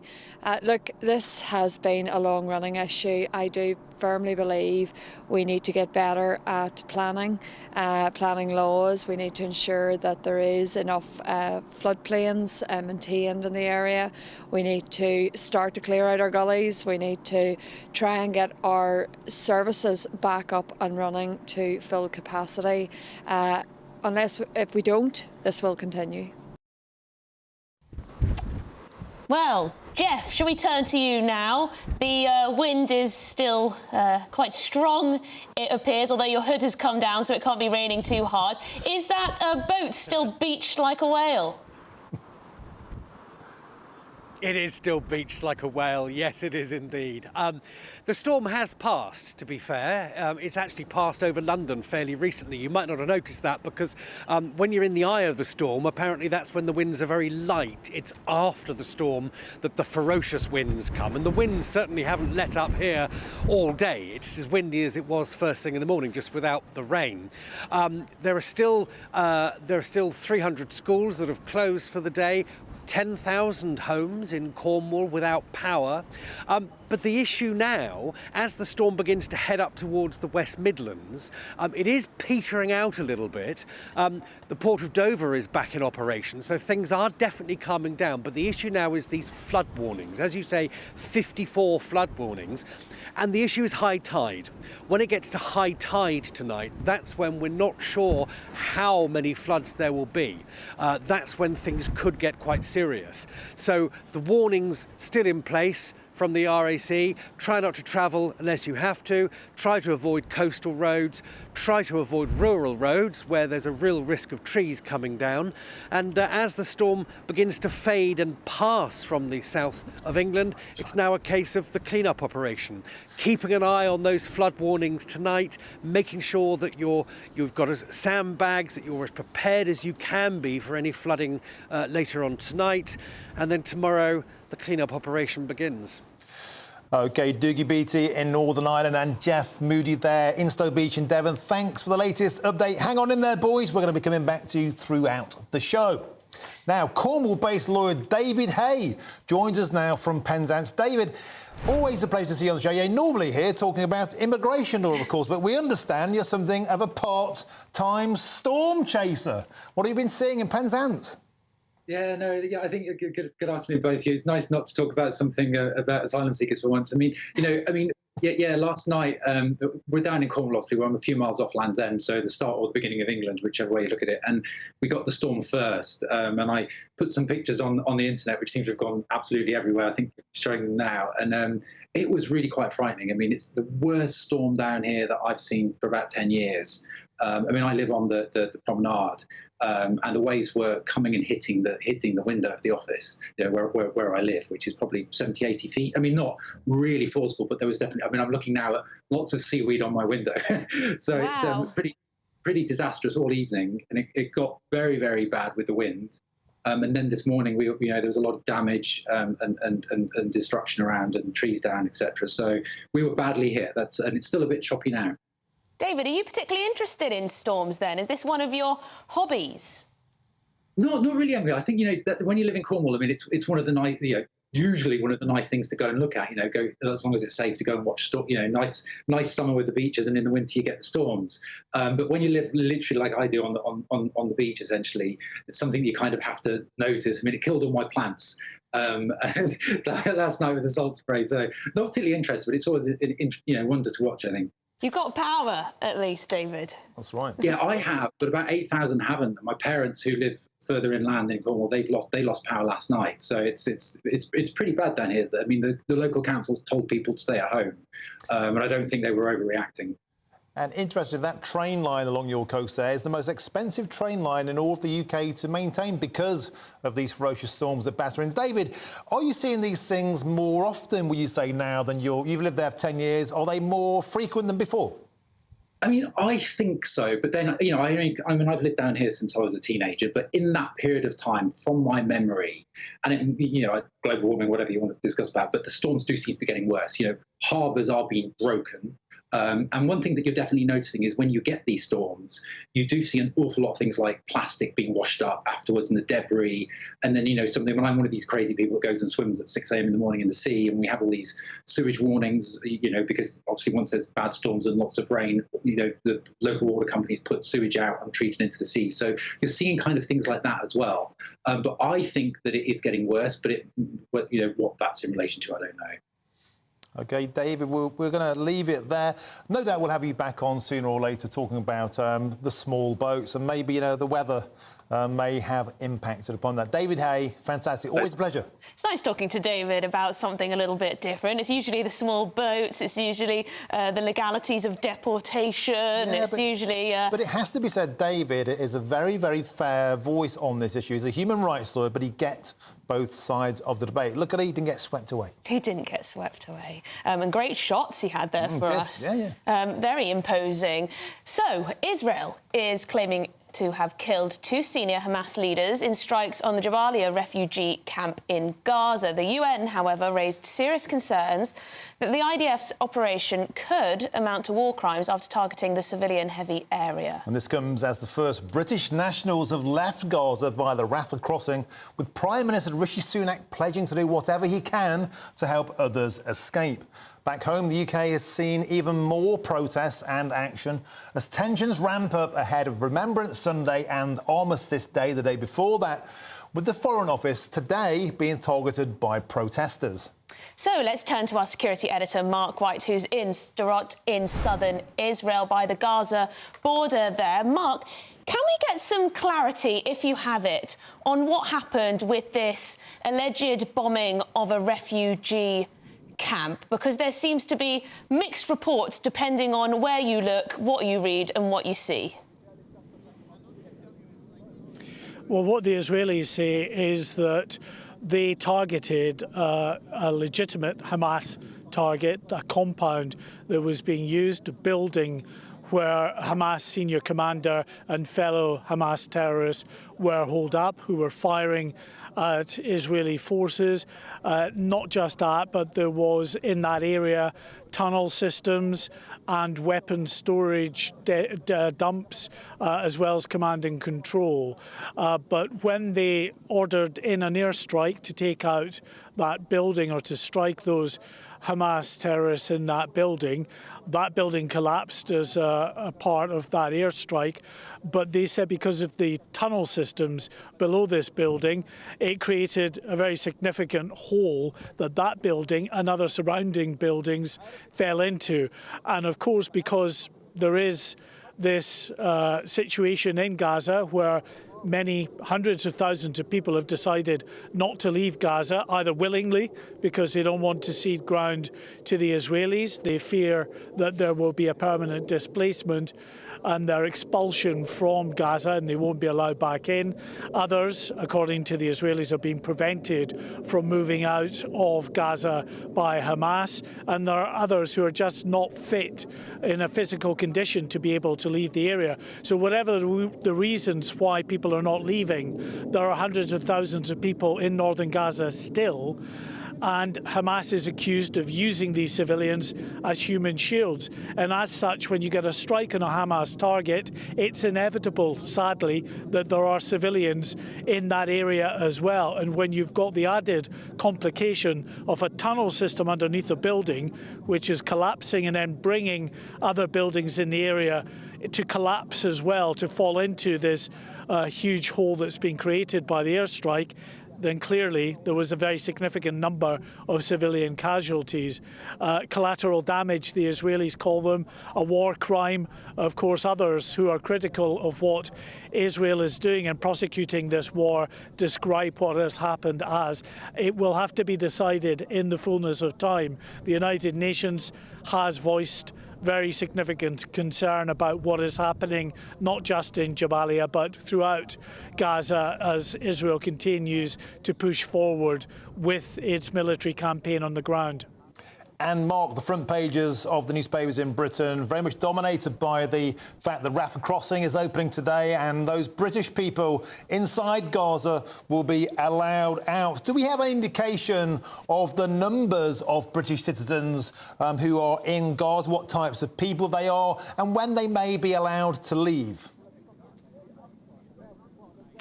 Well, all the Foreign Office have said on that front is that they have managed to make contact with about 200 British nationals. Now, whether they all want to leave or not, I don't know. It would seem very odd indeed if they didn't want to leave what is a horrific situation in Gaza. So we can assume that the vast majority, if not all, of those 200 people will want to leave. We understand that yesterday it was just a very small number of British nationals who crossed over along with other nationalities at that Rafah border crossing into Egypt. Today we're told that the majority of those who are going to cross will be Americans, with a small number of other nationalities. So it seems that the bulk of the Brits are going to have to wait another day or two yet. It's being controlled because Egypt don't want a situation where many thousands of people are going to stream across their border. And of course, Israel wants a controlled situation because they want to know exactly who is leaving Gaza and who is heading into Egypt. So it's slow, it's deliberate, but it's deeply frustrating if you're caught up in that horrific event that's unfolding in the Gaza Strip at the moment. OK, Mark White, thanks for joining us live from the Gaza border with that update. Yes, and coming up, we'll have the latest on the royals in Kenya, where the King is currently visiting a marine conservation reserve. We'll pick you pictures very soon. And keep your emails coming in about Beatles versus Stones. It's kicked off. It has kicked off in the inbox. Some people are throwing in other bands. The Who, Led Zeppelin. Yeah, fair enough. They're all great bands, but this is about the Beatles or the Stones. Today's Beatles Day in about, what time is it? About 44 minutes' time. We'll count them up and see who's the winner. That's the latest after the break.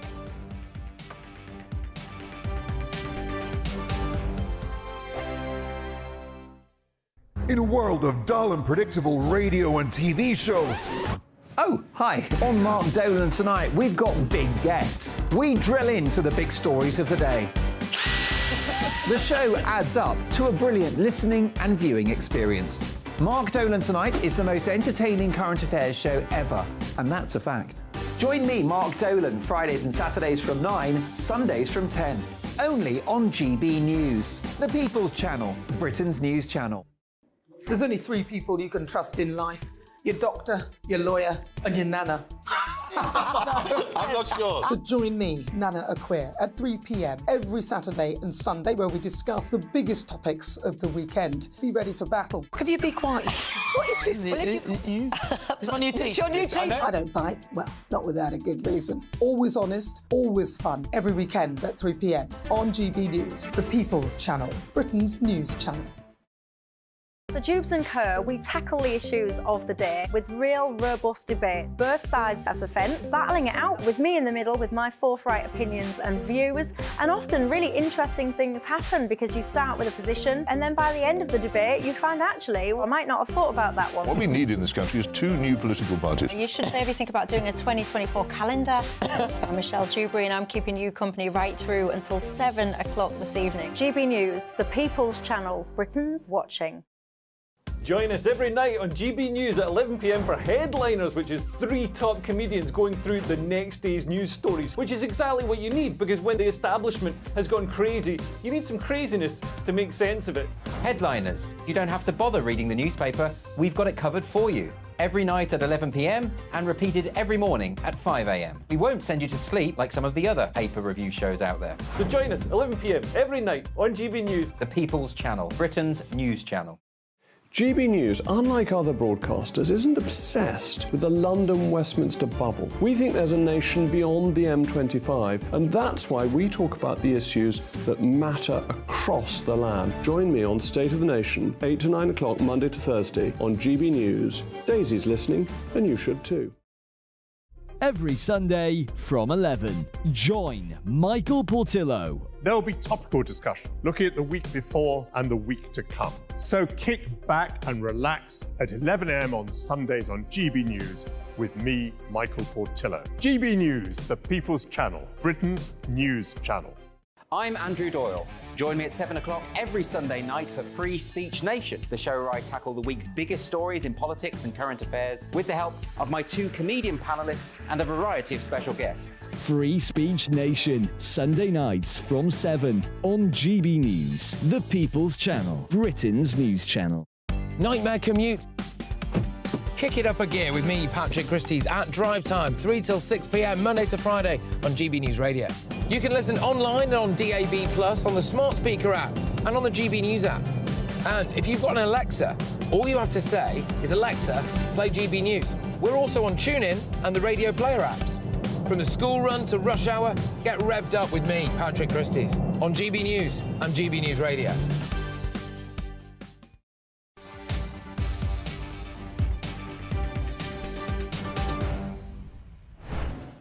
Welcome back to the show, and we have live shots there of the King in Nairobi. He's visiting a marine conservation reserve at present. We're joined by Cameron Walker. Cameron, what's the latest? Well, this is the King visiting the Kruitu Conservation Area in Mombasa in Kenya, and he's learning more about the work that this local coastal community is doing in marine conservation, but also including their methods of restoring coral. And that is what you're seeing on your screen right now. So they plant them in these kind of artificial coral reefs and then put them in the ocean. The idea is they grow around it and helps conserve the sea life. He was making a sandcastle there, Yeah. but what he's actually doing, and this, for those who can't see this, it looks like a sandcastle with windows. They plant the coral in there, and then they put that out to ocean, and it starts to grow a fresh reef. Yeah, it's trying to restore the coral, because the problem is, over the last 50 odd years or whatever, it's been really struggling with overfishing, climate change as well, according to Buckingham Palace, and uncontrolled fish and coral selection. So they're trying to support the livelihoods of the local communities, because the idea is if it's got more coral, therefore it's got more tourism, more international money coming into the area, and therefore improving the lives of local people. And this is just another example of the kind of benefits that a state visit such as this with the guy, well, I hate to call him a guy, but a very high-profile man, I should say, His Majesty the King, in this area. And the common theme emerging yesterday, of course, was the preservation of the elephant and the rhino stocks, because of the international ivory trade, trying to encourage the preservation of that for tourism. And now with the reefs, of course, because Kenya's coral reefs are a beautiful spectacle for scuba divers, snorkelists and anglers. Often those environments are ravaged by overfishing. Yeah, so this is the process of coral gardening, as it's been called. As I said, artificial coral restoration structures and coral plugs made of concrete and coral fragments. And the King is, as you saw, been invited to fix coral into what's called nursery beds, which will then be placed inside the ocean. It's worth saying that His Majesty the King is in a sort of smart, casual, beige sand colour suit there, looking quite relaxed. Most of the people there are wearing either summer dresses or swim shorts and T-shirts. He's there in his summer smart casual attire. It's interesting, Cameron, because I saw recently King Charles has been voted something of a style icon, and particularly his kind of Brit abroad on safari, that linen look. I mean, it's got to say, he looks good. Yeah, he certainly does, and he's been styling out over the last couple of days as well, wearing his sunglasses as well. I noticed when he had that little trip up yesterday, he very quickly put his sunglasses on in a very cool manoeuvre to try and distract from that. But also the Queen as well. She's been wearing some amazing dresses with a theme of the engagement she's been at. So, for example, she had giraffes embroidered on her dress yesterday when she was visiting the Brook Donkey Sanctuary. She then quickly changed into another outfit which had elephants embroidered onto it when she was feeding the orphaned baby elephant. Cameron, is it normal practice or tradition for the Queen to wear something designed in Kenya or in the country that they're travelling to? I think you can tell a lot with what the royals are wearing. Now, I'm not a fashion expert by any stretch of the imagination, but usually there is a nod to the place they are visiting, or indeed it can be something small, such as a brooch with a nod to a particular person. So, for example, Queen Camilla and indeed Princess Catherine both wear brooches or jewellery, which was in the personal jewellery collection even of Queen Elizabeth II. It's the nod to that family history. As for the men of the family, including King Charles, there's not. I suspect it's just what he feels most comfortable in. There doesn't seem to be much. Poppy he's got. He is wearing a poppy. He's wearing a poppy. Yeah. He's got a poppy. And he has been wearing a poppy as well as the Queen has throughout this state's visits, because of course all of us here have been wearing poppies as well, and this is the time to wear them. And we can see there that seems to be a plethora of. I'm assuming these corals are grown in controlled conditions where they can prosper, and then they're put out to sea, and it regenerates a wonderful ecosystem. Yes, so that is the idea.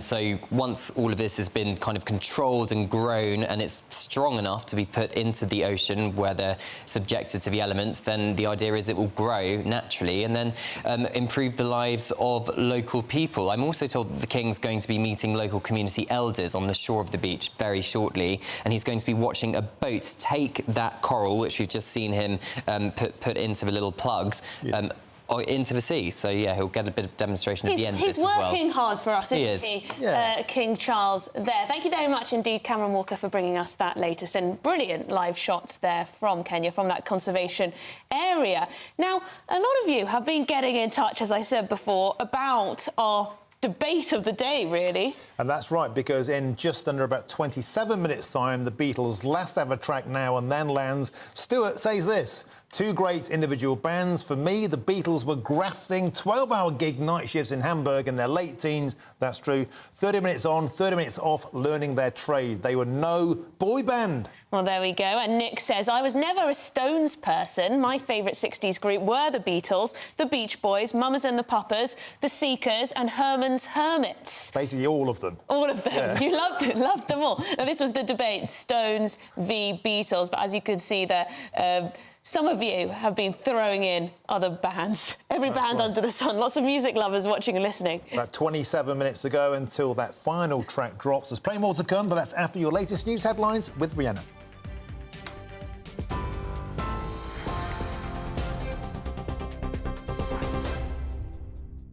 Martin, thank you. It's 1:33, your top stories from the GB newsroom.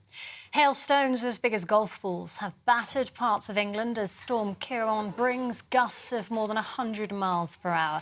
A major incident was declared in Hampshire and the Isle of Wight, while flood warnings are in place along the south coast. Southern Rail and South Eastern have issued travel warnings advising commuters to work from home wherever possible. The COVID inquiry has heard that Matt Hancock wanted to decide who should live or die should hospitals become overwhelmed. Lord Simon Stevens, who is chief executive of NHS England at the time, said he discouraged the former health secretary's plan, preferring to leave such decisions to the medical profession. The inquiry continues. The Bank of England has held the base rate at 5.25%. It's the second month in a row it's been kept unchanged after 14 consecutive hikes. The announcement will provide some relief to borrowers. However, the bank has downgraded its forecast for economic growth, saying inflation could stay higher for longer. A building in London has been covered in red paint, with a person reaching the roof in an apparent protest related to the conflict in Gaza. Messages about the war were painted onto the building where weapons firm Leonardo's is based, with the entrance splattered in red. One man is in police custody on suspicion of criminal damage. And the Prime Minister has played down concerns of a Terminator-style rise of the machines on the second day of the AI Safety Summit. Rishi Sunak struck a more optimistic tone at Bletchley Park today, saying it's important to assess the risks without being too alarmist. And you can get more on all of those stories by visiting our website, gbnews.com.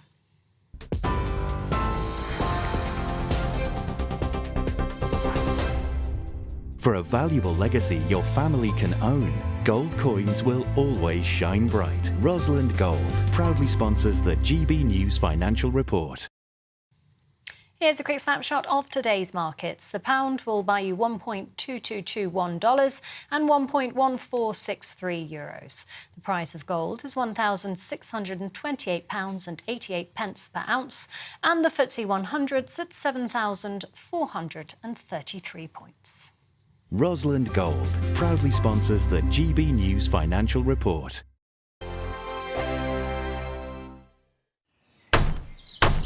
Who is it? We're here for the show.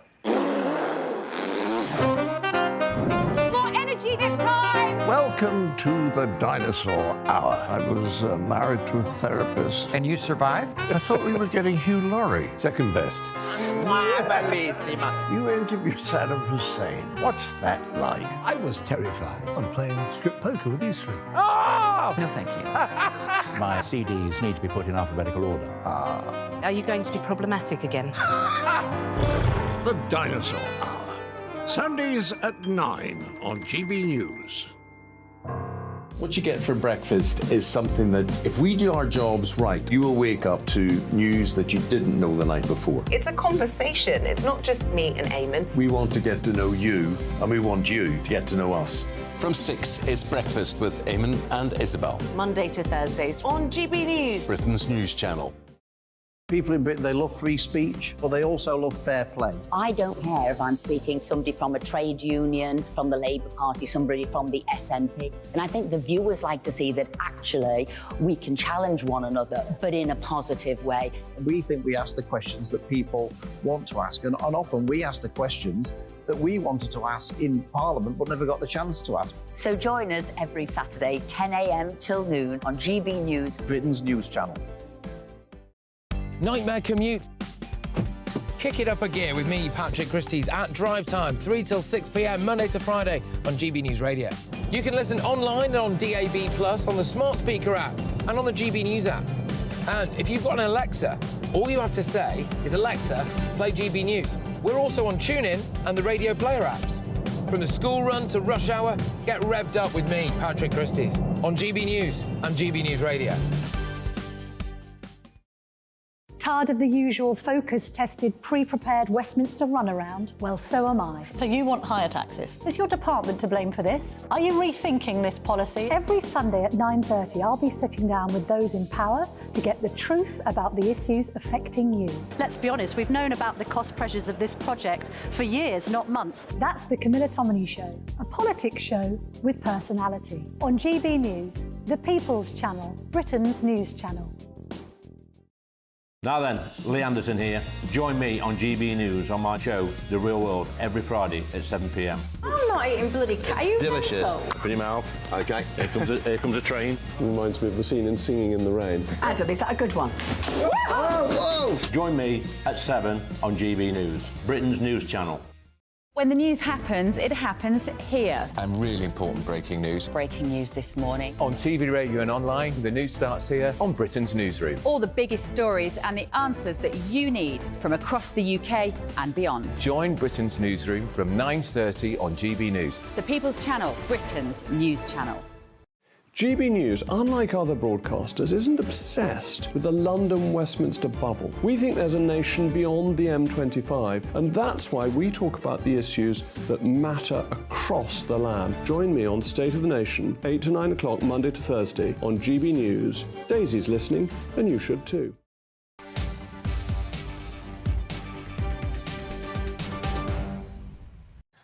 Welcome back to GB News Live with Martin and Emily. It's 1:39. Moving on to our next story. Pro-Palestinian protesters are organising a national march and boycott on Remembrance Day and also on Armistice Day the day before, as concerns grow about community tensions on the commemorations on November the 11th. Yes, this is quite concerning indeed. The plans and remarks have been greeted with outrage, however, by members of the veterans community, unsurprisingly, with many warning that the action will alienate thousands from the Palestinian cause. You can see there on the screen a flyer that's being shared on social media suggesting that coaches will be coming down to London, or at least they're being put on from areas such as Dewsbury, Batley, also from Leicester we've seen.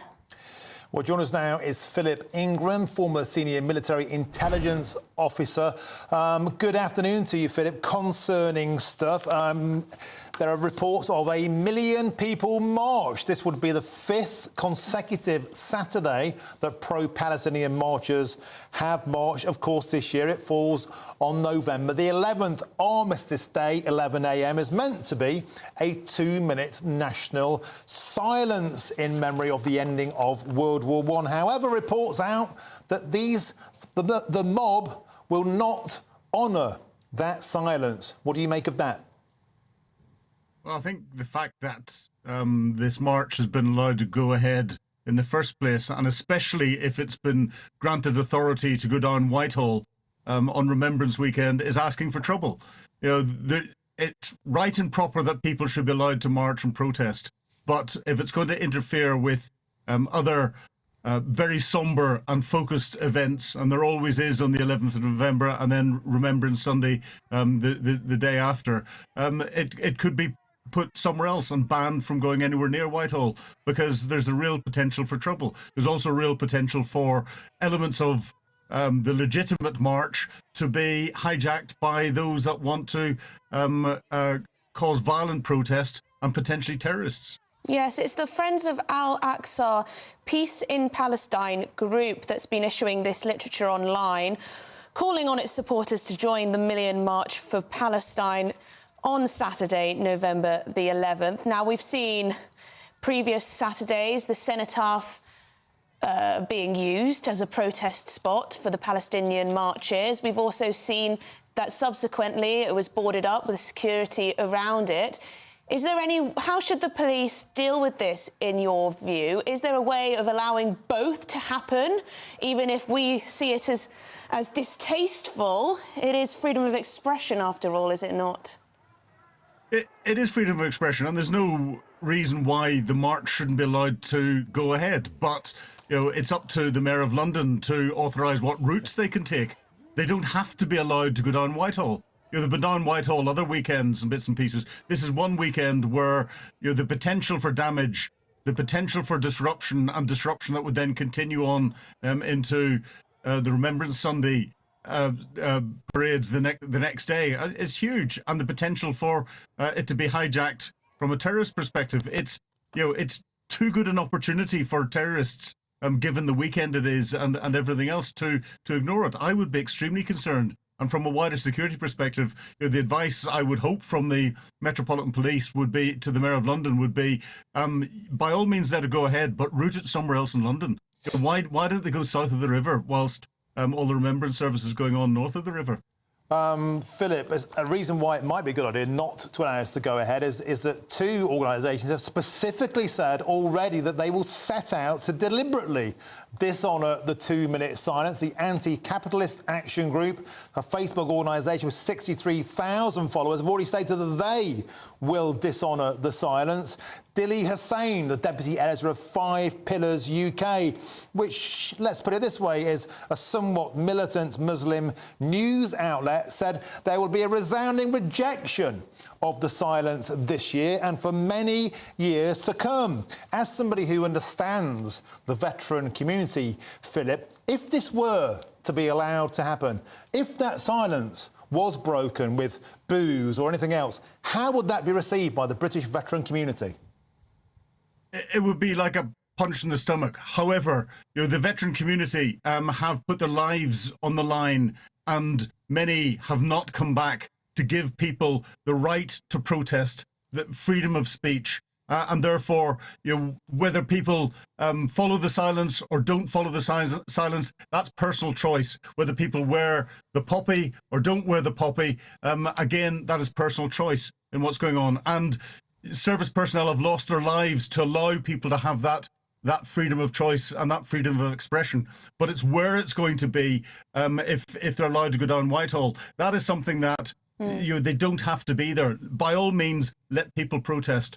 I put my life on the line with my colleagues to allow that sort of thing to happen, but not here. And I would also try and encourage a lot of these protesters to go off to Tehran or Damascus or anywhere else in the Middle East or into China and Russia and carry out the same protests. Well, it wouldn't go very smoothly, I imagine, Philip. I would just say on the Five Pillars point, of course, Five Pillars will say they are an independent Muslim news site in Europe, Australia and the Americas. I'm sure they'd refute your definition of them, but you could do your own research at home. All you've got to do is look at what they consider to be the most important story in Britain today, and they seem to be thinking that scholars issuing fatwas is an OK thing. What I'm saying to you, Philip, is a time and a place for protest, and surely on this sacred moment they should keep quiet, go somewhere else and actually honour the traditions and the values and the culture and the history and the military heritage of the United Kingdom. I agree with you completely. I think they should, but we can't force people to do that. I guarantee that at 11 minutes past 11 on the 11th, there will be people still wandering around the shops in the UK, trying to go through the tills in the UK. So people protesting, we can't force them to, but we should not allow it to happen in an area that is so important to remembrance, i.e. around the cenotaph in Whitehall, especially that weekend. I'm sure the vast majority of people in this country would vehemently agree with that, Philip. I think some others would probably go further and ban these types of protests. But I think you're right. We do need to protect freedom of expression, freedom to protest. It's something our previous generations fought for. So thank you very much indeed, Philip Ingram there, former senior military intelligence officer, just reacting to the prospect of a pro-Palestine march taking place on Armistice Day. And let us know what you think out there. You're the most important people out there, the viewers. What do you think? Should this be allowed? We hear all the time about clamping down on protest. Doesn't seem to happen, does it? Today, wanton vandalism of the Foreign Office. Emboldened, I believe, because of Just Stop Oil. What do you think? Let us know. Well, this is the concern, isn't it? We're already seeing vandalism. We're already seeing marches, unfortunately, hijacked by the extremes. So we shall see what happens, but please do keep your views coming in. Now, the second day of the AI Summit gets underway as tech leaders, politicians and business owners monitor developing technologies looking to attract new business investment. That's right. And earlier, Rishi Sunak met with the President of the European Commission, Ursula von der Leyen, pointing out the importance of assessing the risks of AI without being too alarmist. Yes, so let's talk to our Deputy Political Editor, Tom Harwood, who is at Bletchley Park. Tom, Bletchley Park is a fitting place, is it not? As you said earlier, the birthplace of computing. Certainly, this place really expanded and burgeoned during the Second World War. It was 1943 where they realised there simply wasn't enough space for all of the code breakers here at Bletchley Park, and they expanded with a network of buildings and huts, one of which is just a few metres away from me, is the hut that Alan Turing worked in, was his office as he was developing those early computers. The father of modern computing, some people call him. That's where this technological revolution kicked off, and of a further technological revolution, something that could transform all of our lives more than the personal computer, more than the smartphone, more than all of the mod cons we know today. Artificial intelligence could change the way we interact with the world, could cure diseases, could bring about an age of limitless clean energy. There are so many possibilities, but with great power comes great responsibility. And of course, a technology so powerful and potentially so uncontrollable as AI. Leaders of tech companies and of world players are worried that this technology could escape out of human control. So that's why today, the Vice President of the United States, the Prime Minister of the United Kingdom, the President of the European Commission, representatives from other countries, including China, are all here to try and work out a way forward to institute what are known as guardrails around the prospect of future frontier AI, so it remains under human control. And so the very real risks that basically everyone accepts are there with this incredibly powerful technology, so that those risks do not turn into Armageddon. Well, thank you very much indeed. Tom Harwood there, our Deputy Political Editor at Bletchley Park, being our eyes and ears at the AI Summit organised by the United Kingdom. He's really in his element. So moving on, a pro-Palestinian activist has been arrested after he released hordes of spray-painted mice into a crowded McDonald's in Birmingham. Yes, in a video widely circulated on social media, the activist, who also holds a pro-Palestine number plate, released spray-painted red, green and black mice into the restaurant in a protest over the chain allegedly giving free meals to Israeli soldiers. Well, Jack Carson joins us now from outside a McDonald's in Small Heath, Birmingham. So, Jack, when we spoke yesterday, copycat attacks, if you like, were breaking out. We saw some in Keighley in Yorkshire with stick insects. What's the latest? Any more repeat attacks? So far, Martin, we've not had any reports of any more of those, as you mentioned, copycat attacks. Of course, here in Birmingham, there's been 3, all involved with mice. And then in Keighley and we saw those reports of stick insects being thrown over the counter and on the floor in the McDonald's there. Now, West Midlands Police yesterday evening confirmed that they had arrested a 32-year-old man in connection with those attacks. One, of course, in the Star City leisure complex, one at the Perry Bar McDonald's. And of course, we've also now got the police saying they're on the hunt. There is a wanted man, Bilal Hussein, 30 years old, believed to be from the Birmingham area. He is a suspect that the police say might well be involved in these incidents, and they are have been over the past 24 hours carrying out different warrants for his arrest to try and find him. They are appealing to the public for any information of his whereabouts. They would like to speak to him in connection with those attacks. But of course, here in Small Heath, this McDonald's behind me was the third one that was attacked. That, of course, is also being investigated by the West Midlands Police, but they say at this moment they don't have enough information to know whether the attack was connected to, of course, the suspects that they are already interviewing and, of course, already on the lookout for as well. Particularly going up north to Keighley in Bradford, where, of course, it wasn't only the McDonald's there, it was the Starbucks there as well. There, 2 hooded men attacked the windows, of that Starbucks with hammers. Starbucks is one of the global corporations deemed to be pro-Israel by some of these community-driven pro-Palestine campaigners, along with McDonald's, along with Disney as well. We had confirmation from West Yorkshire Police they'd arrested a man in his 20s in relation to one of those incidents yesterday, and they had deployed extra officers in the community to try and reassure people. That's the same situation here in Birmingham as well. Now, the reason that these boycotts are happening against the likes of McDonald's is because McDonald's in Israel reposted a picture of IDF soldiers with McDonald's meals, and we know, of course, as well, there have been donations of meals and also discounts offered to from McDonald's in Israel as a specific franchisee. It's important to note that McDonald's gave us a statement, and they said that we are deeply concerned about these incidents, which they say are a result of disinformation about our position on the conflict on the Middle East. They added that the McDonald's Corporation is not funding or supporting any governments involved in this conflict, and actions from our local developmental licensee business partners were made independently without McDonald's consent or approval. And of course, back home here in England, those investigations, both here in Birmingham and in Bradford as well, continue. Thank you very much indeed, Jack Carson there, who is outside a McDonald's in Small Heath, Birmingham, after these incidents. A form of protest, apparently. It's absolutely disgusting, isn't it, Martin? Abhorrent, repulsive, and, I think just out of control now. And what would possess people to do that? Where did they get the mice from? Where... Well, the shop. You can just buy mice in Pets at Home. I'm not giving any adverts there. I mean, the police need to come down hard on this because, as we're already seeing, copycat moves, and with social media as it is, these types of TikToks get millions of views in less than 10 minutes sometimes. These things go properly viral. The police need to make sure that people don't think they're going to get away with this kind of thing. But anyway, on a lighter note, perhaps, our inbox has been going crazy with our question of the day, which is the Beatles versus the Stones. Best band, which is the best band?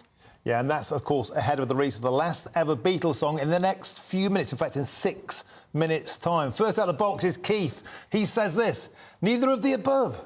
Led Zeppelin are the greatest band ever. I do love Led Zeppelin. In fact, I do prefer Led Zeppelin. Well, Keith didn't answer the question, did he? It was one or the other. No, he didn't. A binary choice, basic foe. Anyway. Oh, yeah, Chris has written in. He says, the Stones, still going. The Beatles split 50 years ago. Mick's still rocking all over the world. That's true. And Brian says this: the Beatles were my favourites until Jimi Hendrix came along in late 1966 and the real pop rock revolution began. Of course, Hendrix paved the way for all those great Axmeisters. Yeah, and Phil says, come on, it must be the Beatles. The Stones got it completely wrong. In one song, they called London a sleepy town. Yeah, true enough. But look, this is a debate that's been raging since I was a wee boy. That was a long time ago. I always preferred Elvis, but listen, it's 5 minutes to go now, and you can hear that track on all the ordinary places you'd normally stream music. I'm going to listen to it in the ad break, that's for sure. I just can't wait. Bring in John almost back to life. I think it's going to be a joyous moment, an emotional moment. So when we come back after the break, I may have a tear-stained lapel. Yes, keep your views coming in. A tear-stained lapel. Yes. You do create a picture with your words, Martin. Now, we've got lots more to bring you this afternoon. Storm Kieran continues to batter the UK. We'll be right across the worst affected areas as residents fear flooding. All of that just coming in 1 moment.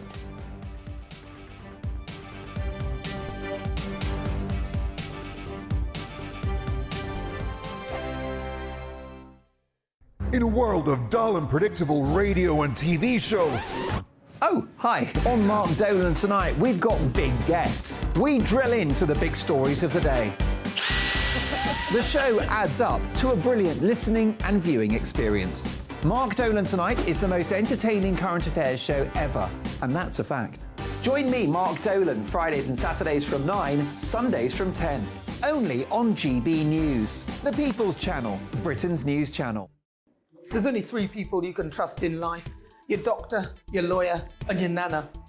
I'm not sure. So join me, Nana Aquare, at 3 p.m. every Saturday and Sunday, where we discuss the biggest topics of the weekend. Be ready for battle. Could you be quiet? What is this? It's my new teeth. It's your new teeth. I don't bite. Well, not without a good reason. Always honest, always fun. Every weekend at 3 p.m. on GB News, the People's Channel, Britain's news channel. So Jubes and Kerr, we tackle the issues of the day with real, robust debate, both sides of the fence, battling it out with me in the middle with my forthright opinions and views. And often really interesting things happen because you start with a position and then by the end of the debate you find actually, well, I might not have thought about that one. What we need in this country is 2 new political parties. You should maybe think about doing a 2024 calendar. I'm Michelle Dewberry and I'm keeping you company right through until 7 o'clock this evening. GB News, the People's Channel, Britain's watching. Join us every night on GB News at 11 p.m. for Headliners, which is 3 top comedians going through the next day's news stories, which is exactly what you need, because when the establishment has gone crazy, you need some craziness to make sense of it. Headliners. You don't have to bother reading the newspaper. We've got it covered for you. Every night at 11 p.m. and repeated every morning at 5 a.m. We won't send you to sleep like some of the other paper review shows out there. So join us 11 p.m. every night on GB News. The People's Channel, Britain's news channel. GB News, unlike other broadcasters, isn't obsessed with the London-Westminster bubble. We think there's a nation beyond the M25, and that's why we talk about the issues that matter across the land. Join me on State of the Nation, 8 to 9 o'clock, Monday to Thursday, on GB News. Daisy's listening, and you should too. every Sunday from 11. Join Michael Portillo. There'll be topical discussion, looking at the week before and the week to come. So kick back and relax at 11 a.m. on Sundays on GB News with me, Michael Portillo. GB News, the People's Channel, Britain's news channel. I'm Andrew Doyle. Join me at 7 o'clock every Sunday night for Free Speech Nation, the show where I tackle the week's biggest stories in politics and current affairs with the help of my 2 comedian panellists and a variety of special guests. Free Speech Nation, Sunday nights from 7 on GB News, the People's Channel, Britain's news channel. Nightmare commute. Kick it up a gear with me, Patrick Christie's, at Drive Time, 3 till 6 p.m, Monday to Friday on GB News Radio. You can listen online and on DAB+, on the smart speaker app and on the GB News app. And if you've got an Alexa, all you have to say is, Alexa, play GB News. We're also on TuneIn and the Radio Player apps. From the school run to rush hour, get revved up with me, Patrick Christie's, on GB News and GB News Radio.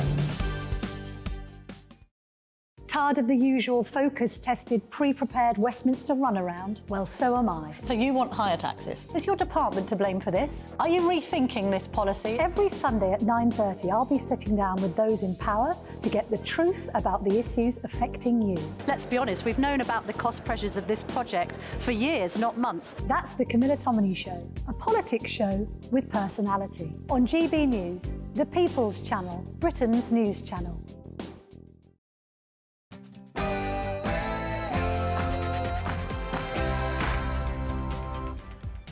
Good afternoon. You're with GB News Live with me, Emily Carver, and Martin Dobney. Coming up this Thursday afternoon.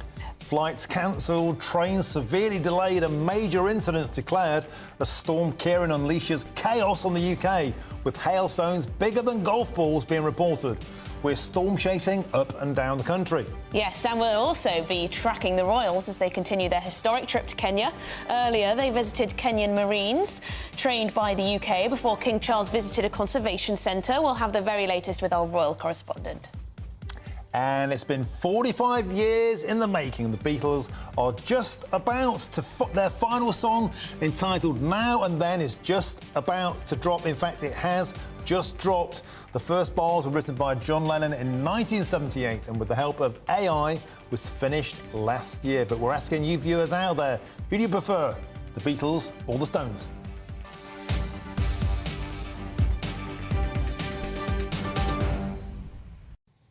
Plus, we'll bring you more on the Million March for Palestine, which could hit London on this year's Armistice Day. Organisers have threatened to break the sacred 2 minutes silence. We're asking, could we see civil unrest? Before we start all of that, let's get the headlines with Rhiannon.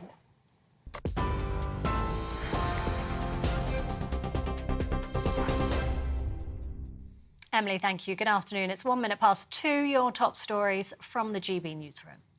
Hailstones as big as golf balls have battered parts of England as Storm Ciarán brings with it gusts of more than 100 miles per hour.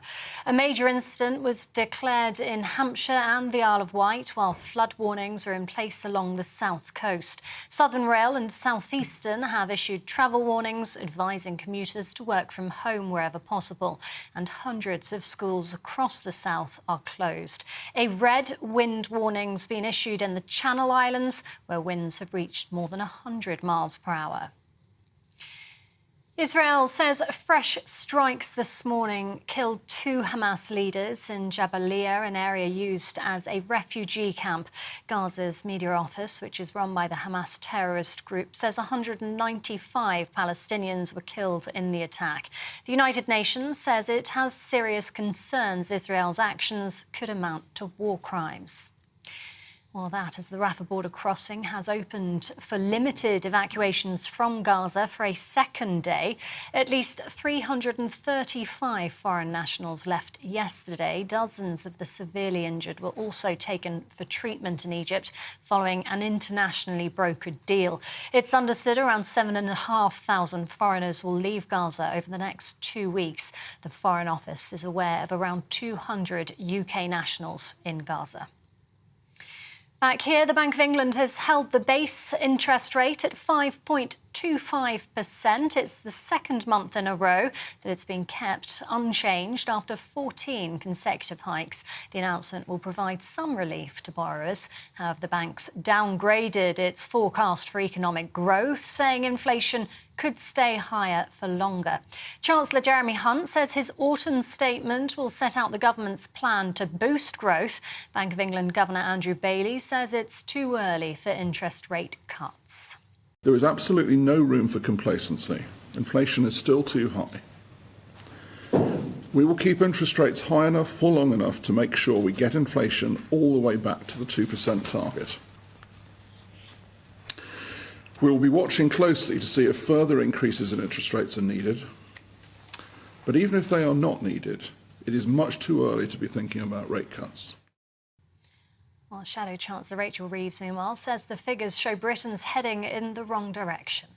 Well, interest rate hikes have been paused today, but they remain at historic highs. And for the 1.5 million people looking to refinance their mortgages next year, that will mean, on average, an additional £220 every single month.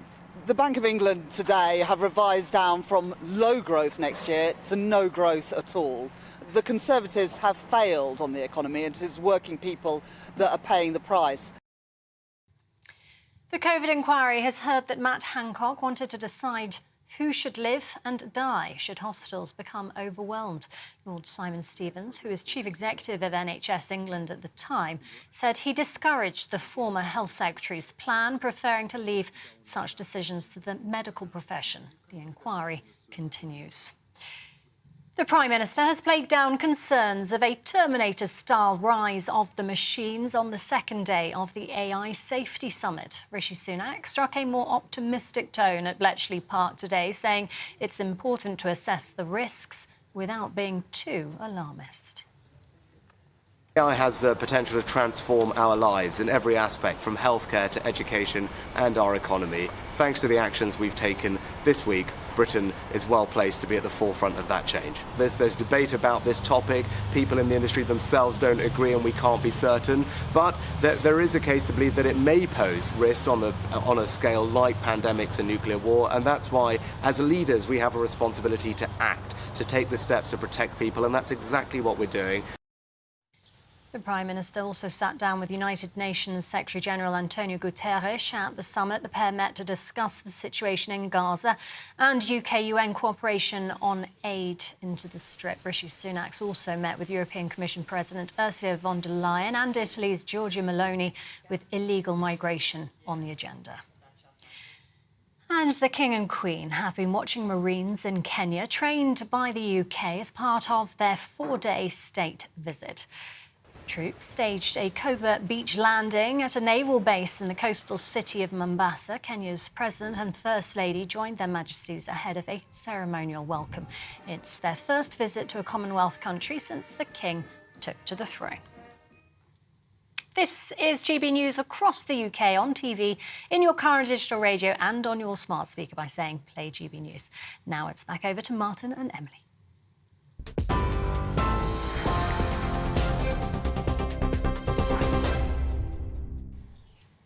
Well, I did say before the break, I may have a tear-stained lapel.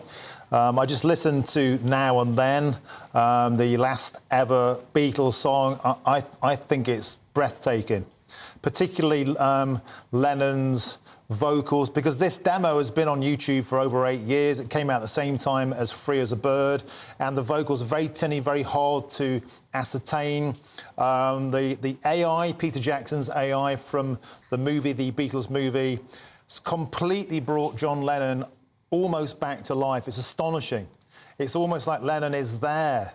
I was just grooving to it. It's really moving.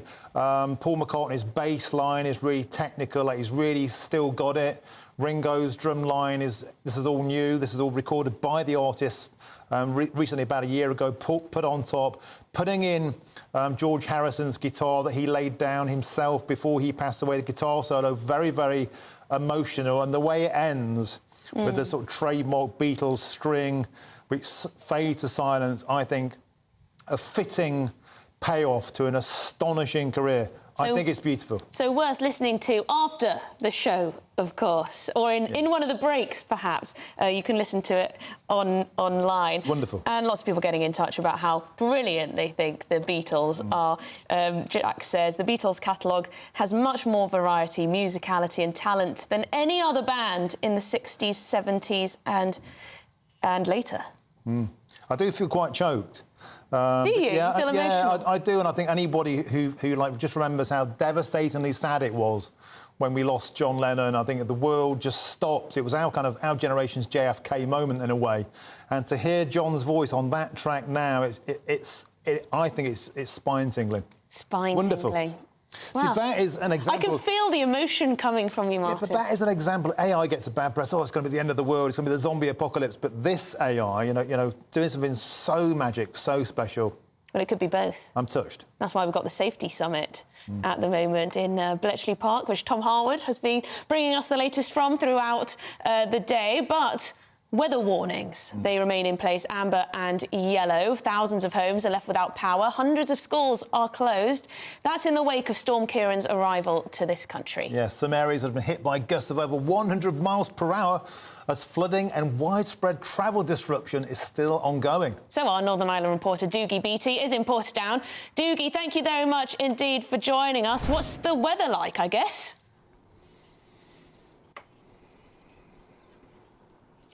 Well, the weather, the sun is actually splitting the trees. In fact, it's playing havoc with the lighting on my camera.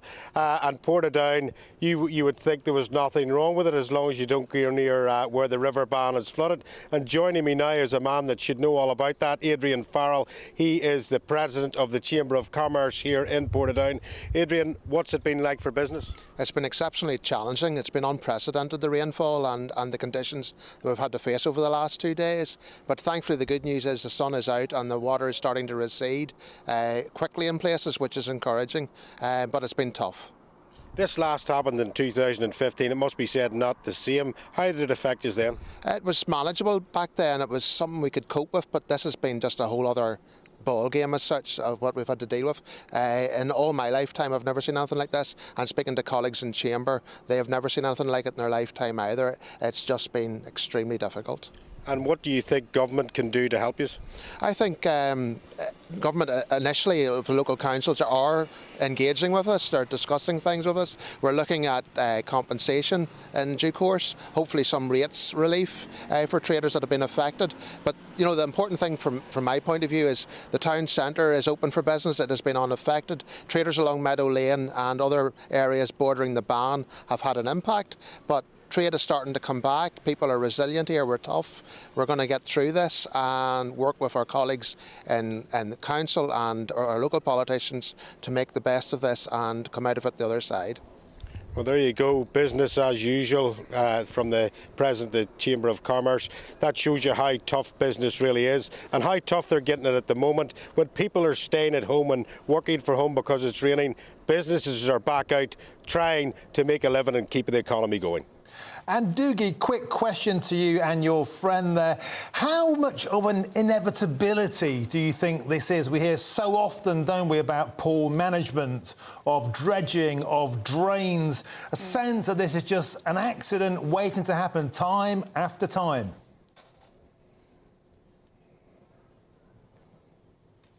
Yes, well, it is, and it is all about land management now. It's about management up the rivers to the rest of the councils, linking up together and saying what exactly has happened and what's going to cause effect somewhere else. But earlier on, I was actually speaking to you about the infrastructure that's going on in here. What can you tell us about that? Well, there's at the moment a big NI water scheme improving the sewage works in the town and the pipes underneath the road we're standing on. So that's progress. That's good to see it happen. £7.5 million scheme, good to see. But we do need our departments to work together, our local councils to work together, and we need to look at Loughley levels going forward to make sure that this hopefully doesn't happen again. Yes, because the Lough Neagh levels, there was quite a discussion about was the gates open into Lough Neagh to let that water through that would have actually stopped a lot of the flooding here down Patrick and Uri, because Lough Neagh is just a huge bucket, if you like, and it has 5 main pipes running into it. And there's been a lot of discussion, of course, over the summer about the bloom and so forth that was in Lough Neagh, but it's definitely a huge talking point for the Riveries and DFI in Northern Ireland.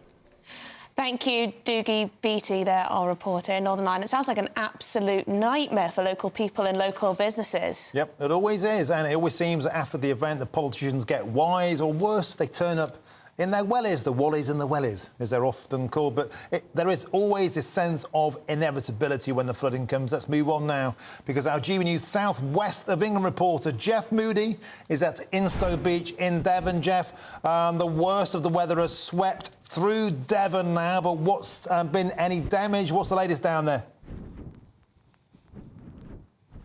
Yes, you're right. The storm is now heading up towards the West Midlands. So down on the south coast, the worst is definitely over. What comes after the storm is some pretty ferocious winds and some pretty ferocious rainstorms. But, you know, it's more just ordinary weather for the time of year now, rather than these massive storms that the Met Office has been naming. So it's not, it was certainly on the way out when it comes to the southwest, although, of course, there is still a lot of wind around. The issue now is going to be when high tide comes later on tonight.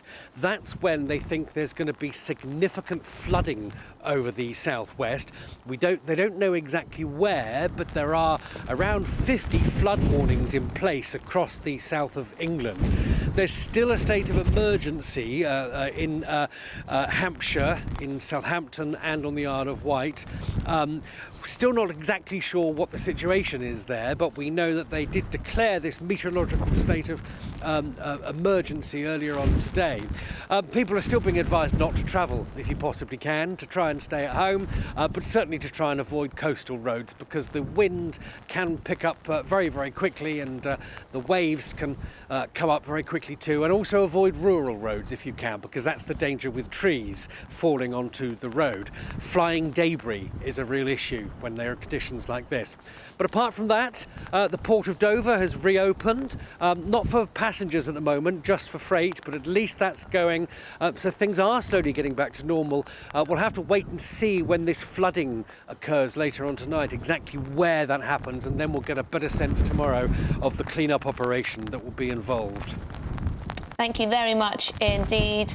Jeff Moody there in Devon. Those shots are absolutely amazing. The power of those waves must be absolutely off the scale. That's right, and let's bring you more live pictures, this time from Israel, where members of the kibbutz community of Kfar Azar, if you remember, that was the kibbutz that was invaded by Hamas on October the 7th. Well, they're currently holding a demonstration in support of the families of the hostages still held by Hamas in Gaza. Here we go. They're sitting in. Seems to be wearing their eye covering. Presumably, this is because the world seems blinded to their plight. Yes, there are people sitting on the ground with placards, all wearing the same clothes by the looks of things, white T-shirts. I can't see exactly what is on those T-shirts. Perhaps there's pictures of those who have been kidnapped. We believe there are still 229 hostages held inside Gaza. A couple were released last week, dramatically. A female soldier, a 19-year-old, was released due to one of the ground invasions, successfully brought out. A hostage video was released as well earlier this week of 3 women asking for Netanyahu to stop the war. You suspect that may have been filmed under duress. But very much these images are trying to keep the pressure on. Those hostages are still very much within Gaza, a key strategic element of the next stage of this war, Emily. It's quite dramatic. Lots of people sat on the floor there with red blindfolds on, many pictures of those who are still held hostage.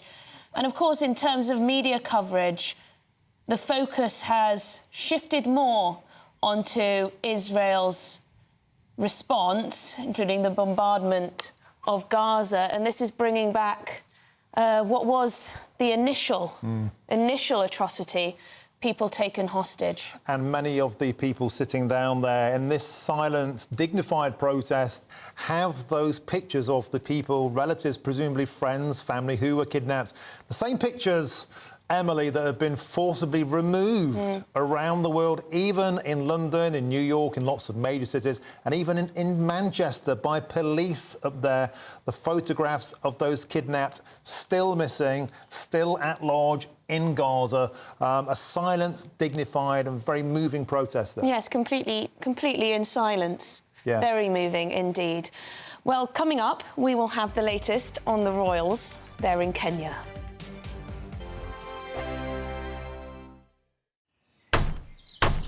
Who is it? We're here for the show. More energy this time! Welcome to the Dinosaur Hour. I was married to a therapist. And you survived? I thought we were getting Hugh Laurie. Second best. You interviewed Saddam Hussein. What's that like? I was terrified. I'm playing strip poker with you three. Oh! No, thank you. My CDs need to be put in alphabetical order. Are you going to be problematic again? The Dinosaur Hour. Sundays at 9 on GB News. What you get for breakfast is something that, if we do our jobs right, you will wake up to news that you didn't know the night before. It's a conversation. It's not just me and Eamon. We want to get to know you, and we want you to get to know us. From 6, it's Breakfast with Eamon and Isabel. Monday to Thursdays on GB News. Britain's news channel. People in Britain, they love free speech, but they also love fair play. I don't care if I'm speaking somebody from a trade union, from the Labour Party, somebody from the SNP. And I think the viewers like to see that actually we can challenge one another, but in a positive way. We think we ask the questions that people want to ask, and often we ask the questions that we wanted to ask in Parliament but never got the chance to ask. So join us every Saturday, 10 a.m. till noon on GB News, Britain's news channel. Nightmare commute. Kick it up a gear with me, Patrick Christie's, at drive time, 3 till 6 p.m, Monday to Friday on GB News Radio. You can listen online and on DAB+, on the smart speaker app and on the GB News app. And if you've got an Alexa, all you have to say is, Alexa, play GB News. We're also on TuneIn and the Radio Player apps. From the school run to rush hour, get revved up with me, Patrick Christie's, on GB News and GB News Radio. Tired of the usual focus-tested, pre-prepared Westminster runaround? Well, so am I. So you want higher taxes? Is your department to blame for this? Are you rethinking this policy? Every Sunday at 9:30, I'll be sitting down with those in power to get the truth about the issues affecting you. Let's be honest, we've known about the cost pressures of this project for years, not months. That's the Camilla Tominey Show, a politics show with personality. On GB News, the People's Channel, Britain's news channel. Now then, Lee Anderson here. Join me on GB News on my show, The Real World, every Friday at 7 p.m. I'm not eating bloody cat. Are you Delicious. mental? Open your mouth. OK, here comes a train. Reminds me of the scene in Singing in the Rain. Adam, is that a good one? Whoa! Join me at 7 on GB News, Britain's news channel. When the news happens, it happens here. And really important breaking news. Breaking news this morning. On TV, radio and online, the news starts here on Britain's Newsroom. All the biggest stories and the answers that you need from across the UK and beyond. Join Britain's Newsroom from 9:30 on GB News. The People's Channel, Britain's news channel. GB News, unlike other broadcasters, isn't obsessed with the London-Westminster bubble. We think there's a nation beyond the M25, and that's why we talk about the issues that matter across the land. Join me on State of the Nation, 8 to 9 o'clock, Monday to Thursday, on GB News. Daisy's listening, and you should too.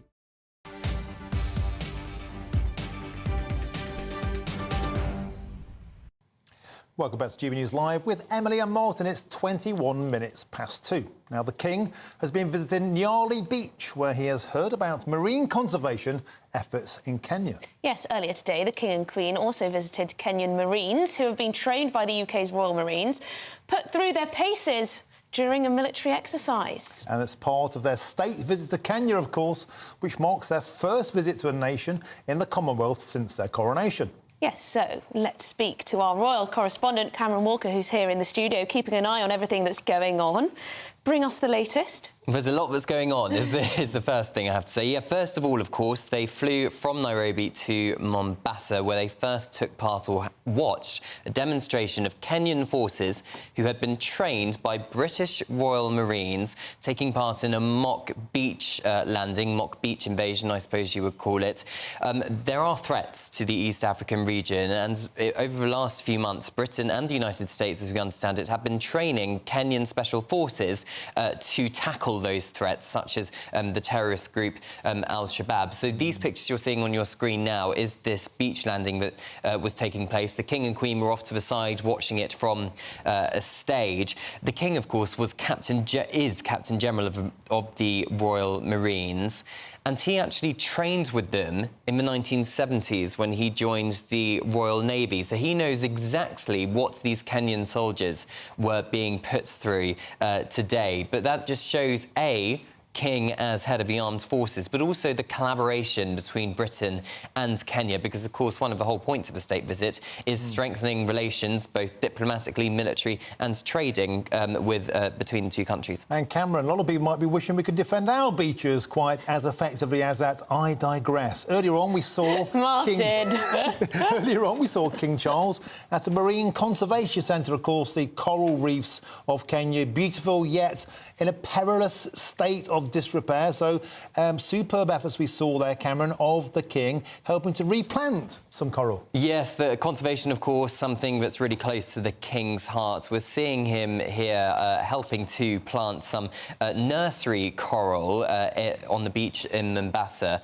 And once that's been planted into these makeshift concrete kind of fake coral units, they're going to be put on a boat and then replanted back into the sea to regrow the coral. It has been destroyed really over the last few decades due to overfishing, climate change and other human-led activities. But the idea is that when all this coral has been regrown, it's going to attract more money into the area because tourists are going to want to go diving. And, of course, it helps very much with the marine life as well. The King was also at a beach earlier on as well, not just looking at this coral that has been planted, but he's also been speaking to a lot of young people who are working in marine conservation, beach cleanup, getting rid of the plastic in the oceans, but also looking at some little turtle conservation sites as well. So it's been a very busy day for the King and something which he's going to really thrive off of because it's now been over half a century he's been championing the environment. Well, I'm fascinated by those concrete blocks there. So they look like breeze blocks with holes in. Presumably they've been growing this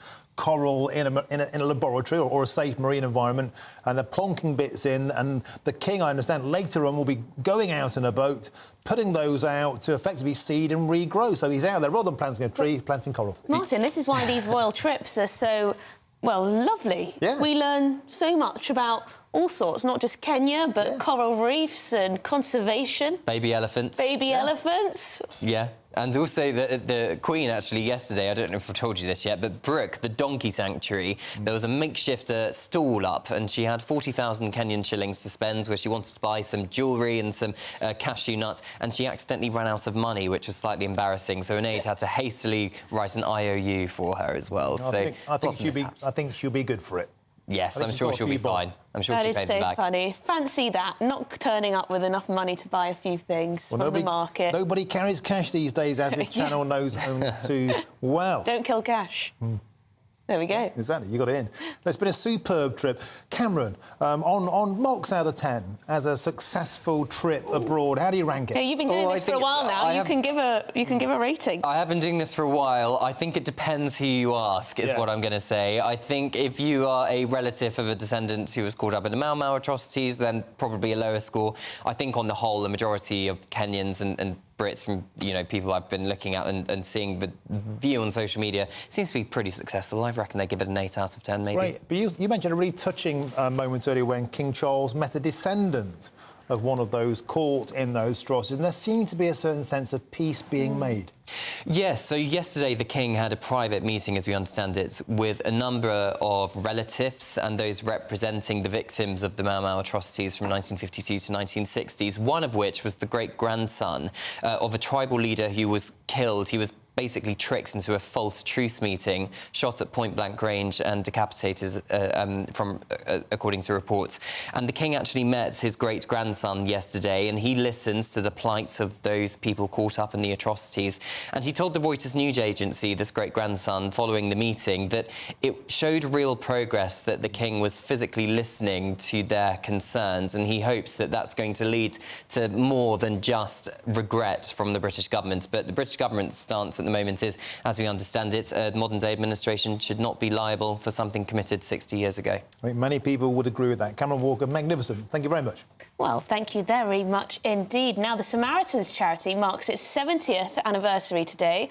Over that time, the organisation has answered more than 134 million calls, wow, from people struggling to cope, and it's evolved to reach out and support people from all communities in Britain. Our Yorkshire and Humber reporter Anna Riley visited the Samaritans branch in York and has the story. The Samaritans answer a call for help every 10 seconds, supporting those who are struggling with their mental health. And it was on this day in 1953 that Samaritans founder Chad Vara launched the charity. Now, 70 years on, its services are still as vital as ever. One man, one telephone, one room to 201 branches, 23,000 volunteers, 134 million calls we've taken over the 70 years and 3 million calls, a year. And 10,000 calls a day. Clearly the service is needed, and we're extremely proud that it's 70 years, and we're proud of the service we deliver. Our aim is to try and get people to think about options that will enable them to cope with the particular issues that they're troubling.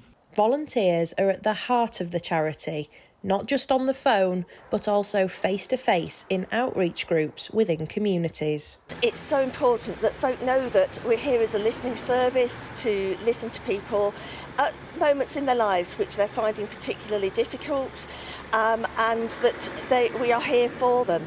And the outreach events enables us to promote that, and you're dealing with folk on the phone who are in very, very difficult situations, need that listening ear, and I find that it's just a very humbling experience and a privilege to be part of the York Samaritans.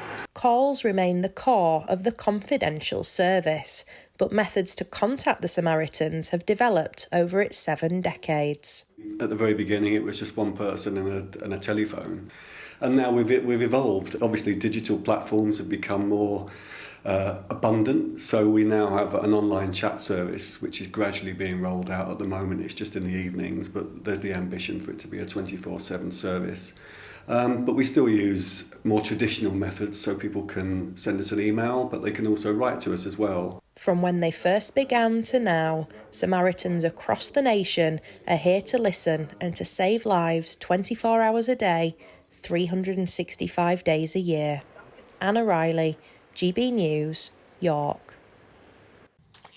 Well, thank you, Anna Riley, for that report. Now, we've got some breaking news following on from what we were talking about earlier with regard to vandalism related to pro-Palestinian protests. This was a particular case of vandalism at One Eagle Place in Piccadilly. Now, the building was covered in red paint and with what the police have now described as racially aggravated criminal damage. They're investigating this as a hate crime. Yeah. Do you want to read out the statement? Yeah, so 2 men have been arrested on suspicion of racially aggravated criminal damage, which are investigating as a hate crime. Messages about the conflict between Israel and Hamas have been painted onto the building in red paint, which was also thrown at it.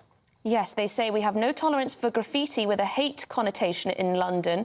One of the men who climbed onto the canopy above the building was safely removed by officers. Both men are in police custody. That's a picture of the Foreign Office there, which had a similar vandalism there with the red paint.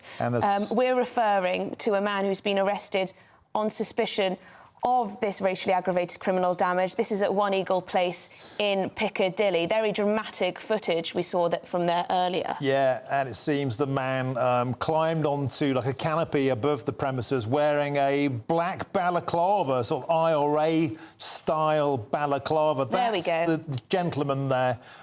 He was up there, now been taken down. You can see the graffiti reading "Free Gaza," red paint splattered around in the manner of blood. It's a kind of Just Stop Oil style protest, but with red ink to signify blood. The police have got him down. They've cracked down on him. So a swift arrest. Many will be welcoming that. Yes, and the significance of Eagle Place is that it is home to many businesses, one of which is believed to be linked to the supply of arms to the Israeli state. And as a broader point, these two events are believed to be related to the fact that today is the 106th anniversary of the signing of the Balfour Declaration. That's when the British government officially signed a document to acknowledge the creation of the State of Israel on what had previously been Palestinian land.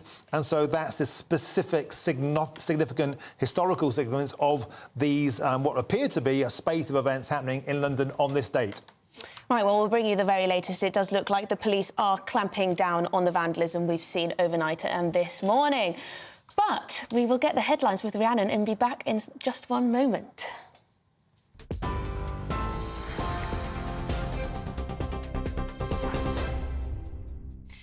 Emily, thank you. It's 2:33, your top stories from the GB newsroom.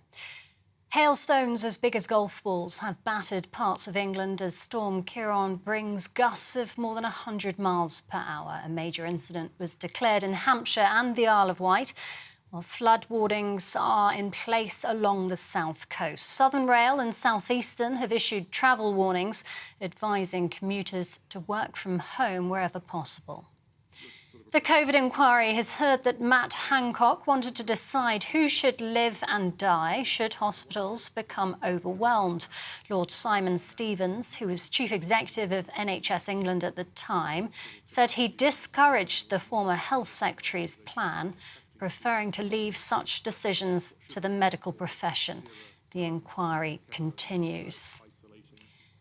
And as we've been hearing, police are investigating what's been described as a hate crime after a building in London was covered in red paint. Messages about the Israel-Hamas war were painted on the building where weapons firm Leonardo is based, with the entrance splattered in red. 2 men have been arrested on suspicion of racially aggravated criminal damage. The Bank of England has held the base interest rate at 5.25%. It's the second month in a row that it's been kept unchanged after 14 consecutive hikes. The announcement will provide some relief to borrowers. However, the bank has downgraded its forecast for economic growth, saying inflation could stay higher for longer. And the Prime Minister has played down concerns of a Terminator-style rise of the machines on the second day of the AI Safety Summit. Rishi Sunak struck a more optimistic tone at Bletchley Park today, saying it's important to assess the risks, but without being too alarmist. And you can get more on all of those stories by visiting our website, gbnews.com.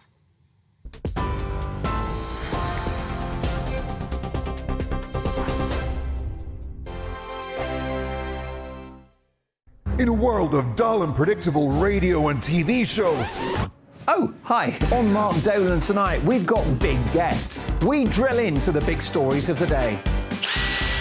The show adds up to a brilliant listening and viewing experience. Mark Dolan Tonight is the most entertaining current affairs show ever, and that's a fact. Join me, Mark Dolan, Fridays and Saturdays from 9, Sundays from 10. Only on GB News, the People's Channel, Britain's news channel. There's only 3 people you can trust in life. Your doctor, your lawyer, and your nana. I'm not sure. So join me, Nana Acquia, at 3 p.m. every Saturday and Sunday, where we discuss the biggest topics of the weekend. Be ready for battle. Could you be quiet? What is this? It's my new teeth. It's your new teeth. I don't bite. Well, not without a good reason. Always honest, always fun. Every weekend at 3 p.m. on GB News, the People's Channel, Britain's news channel. So Jubes and Kerr, we tackle the issues of the day with real, robust debate, both sides of the fence, battling it out with me in the middle with my forthright opinions and views. And often really interesting things happen because you start with a position and then by the end of the debate you find actually, I might not have thought about that one. What we need in this country is 2 new political parties. You should maybe think about doing a 2024 calendar. I'm Michelle Dewberry and I'm keeping you company right through until 7 o'clock this evening. GB News, the People's Channel, Britain's watching.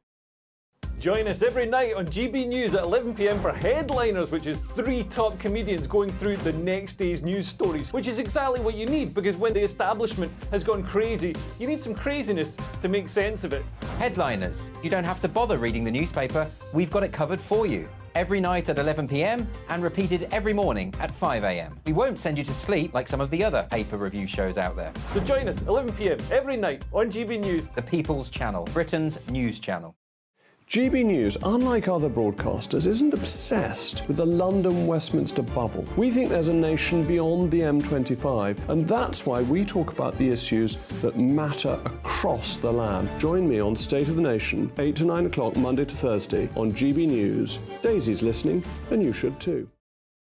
Every Sunday from 11, join Michael Portillo. There will be topical discussion, looking at the week before and the week to come. So kick back and relax at 11 a.m. on Sundays on GB News with me, Michael Portillo. GB News, the People's Channel, Britain's news channel. I'm Andrew Doyle. Join me at 7 o'clock every Sunday night for Free Speech Nation, the show where I tackle the week's biggest stories in politics and current affairs with the help of my 2 comedian panellists and a variety of special guests. Free Speech Nation, Sunday nights from 7 on GB News, the People's Channel, Britain's news channel. Nightmare commute. Kick it up a gear with me, Patrick Christie's, at Drive Time, 3 till 6 p.m, Monday to Friday on GB News Radio. You can listen online and on DAB+, on the smart speaker app and on the GB News app. And if you've got an Alexa, all you have to say is, Alexa, play GB News. We're also on TuneIn and the Radio Player apps. From the school run to rush hour, get revved up with me, Patrick Christie's, on GB News and GB News Radio.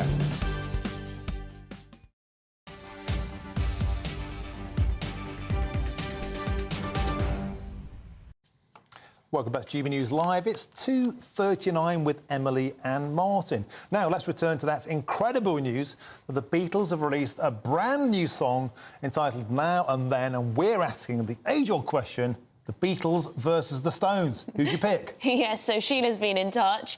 I was part of Beatlemania. I'm 73 years old. The new sound was invented by a chord from Paul McCartney. First chord of Hard Day's Night. It's been a hard day's... Yeah. Also, all songs on first 3 albums were completely different type of music than before. It was called the Mersey sound. Yeah, Susan adding to that saying there's only one group in the 1970s for me, Roxy Music. Brian Ferry mesmerised me. I was a young, innocent 15-year-old girl. It was Roxy Music's first appearance on Top of the Pops. I can still remember it as though it were yesterday. They were also a fantastic band. Got to say, though, not quite the same league as the Fab Four. Here's some trivia. In what year did Top of the Pops stop? Go on. I don't know. I thought you might know. Oh, dear. You're the boss. You can't ask a question. Someone at home will know. Someone will get in touch and let us know. When did Top of the Pops stop? Because I remember it for a few years from my childhood. Yeah. But I can't remember. Perhaps it was 2001. Let's go with that. Anyway, John says, both rock and roll bands are truly amazing. Their songs have lasted all these years and still enjoyed now as they were back in the 60s, including also the king of rock and roll and Martin's favourite. Yeah, you can't beat the king. Sir Elvis Presley. All the bands from the 50s, 60s are all amazing. Yeah, and Jason says this, I agree with Martin. I was overwhelmed with emotion hearing the voice of John Lennon. I really was, actually. Knowing the song has actually been released by the Beatles in 2023 is simply mind-blowing. I adore the band, but I also adore the Rolling Stones. Well, the Rolling Stones. There's a lot of bands. Do you think that we have the same level of music now? No, I mean, that was an absolutely golden era. The Beatles, the Stones, the Who, Led Zepp, they were just astonishing bands. But today is all about the Beatles. Yes, it is indeed. So with us now is Nick Stewart, music industry veteran. Nick, thank you for joining us. Martin is extremely excited about this new record. What's your reaction? I'm sure you've listened to it. Yes, it is exciting. Let's be clear about that. Just a bit of background for the listeners and viewers that might not know. In 1995, the Beatles unearthed some songs, and one was called Real Love, one was called Free as a Bird, and the new one as well, with cassettes that John Lennon had recorded the vocals of in New York. And that's what it is. That's the genesis of Now and Then, are these tapes of John Lennon singing in his apartment in New York. Sadly, in 2007, we lost George Harrison. And then in 2022, Peter Jackson came through with the documentary on Let It Be. And he has a magic machine called the Mal machine, which was able to take John Lennon's vocal and make it sound crystal clear. So now we have the song, we have John Lennon's vocal, Paul McCartney comes back in, records the bass line, Ringo adds a drum part, Giles Martin, Sir George's son, goes off to California, goes into Capitol Studios and works up the strings. There's rather a lovely little documentary of about 10, 15 minutes on YouTube, which I recommend everyone goes down and look at, because the string orchestra in Capitol Studios was not allowed to know what this was for. They then added a George Harrison slide guitar, so you end up with Now and Then, and it's a lovely song. It's absolutely charming. It's very much about a song expressing a yearn for their bond. There's a line in it that says, "Now and then I miss you. Now and then I want you to be there for me." It's very moving. Just coming in after Hackney Diamonds by the Rolling Stones, their best album, it seems forever. It's remarkable that these two great titans of English pop music in the 60s should suddenly do something together like this within days of each other. So it's a rather a marvellous moment, and it's a very, very charming song.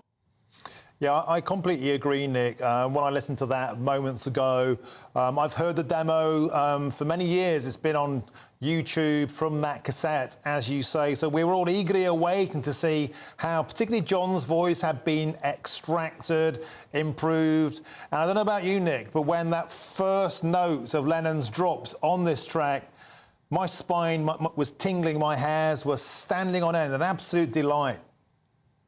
It's a refrain, you'll be pleased to hear, that's been reflected on X, as we must now call it, by all sorts of people, musicians, saying it's absolutely hairs down the back of your neck. You're quite right. In a recent poll of great singers fronting bands, you can think of a few, including Mick Jagger and Bono and Robert Plant, John Lennon was voted the best vocalist. And for my money, he always was the great vocalist. And I think it is a magical moment, and we must thank Peter Jackson for his box of toys for making this sound as good as it does.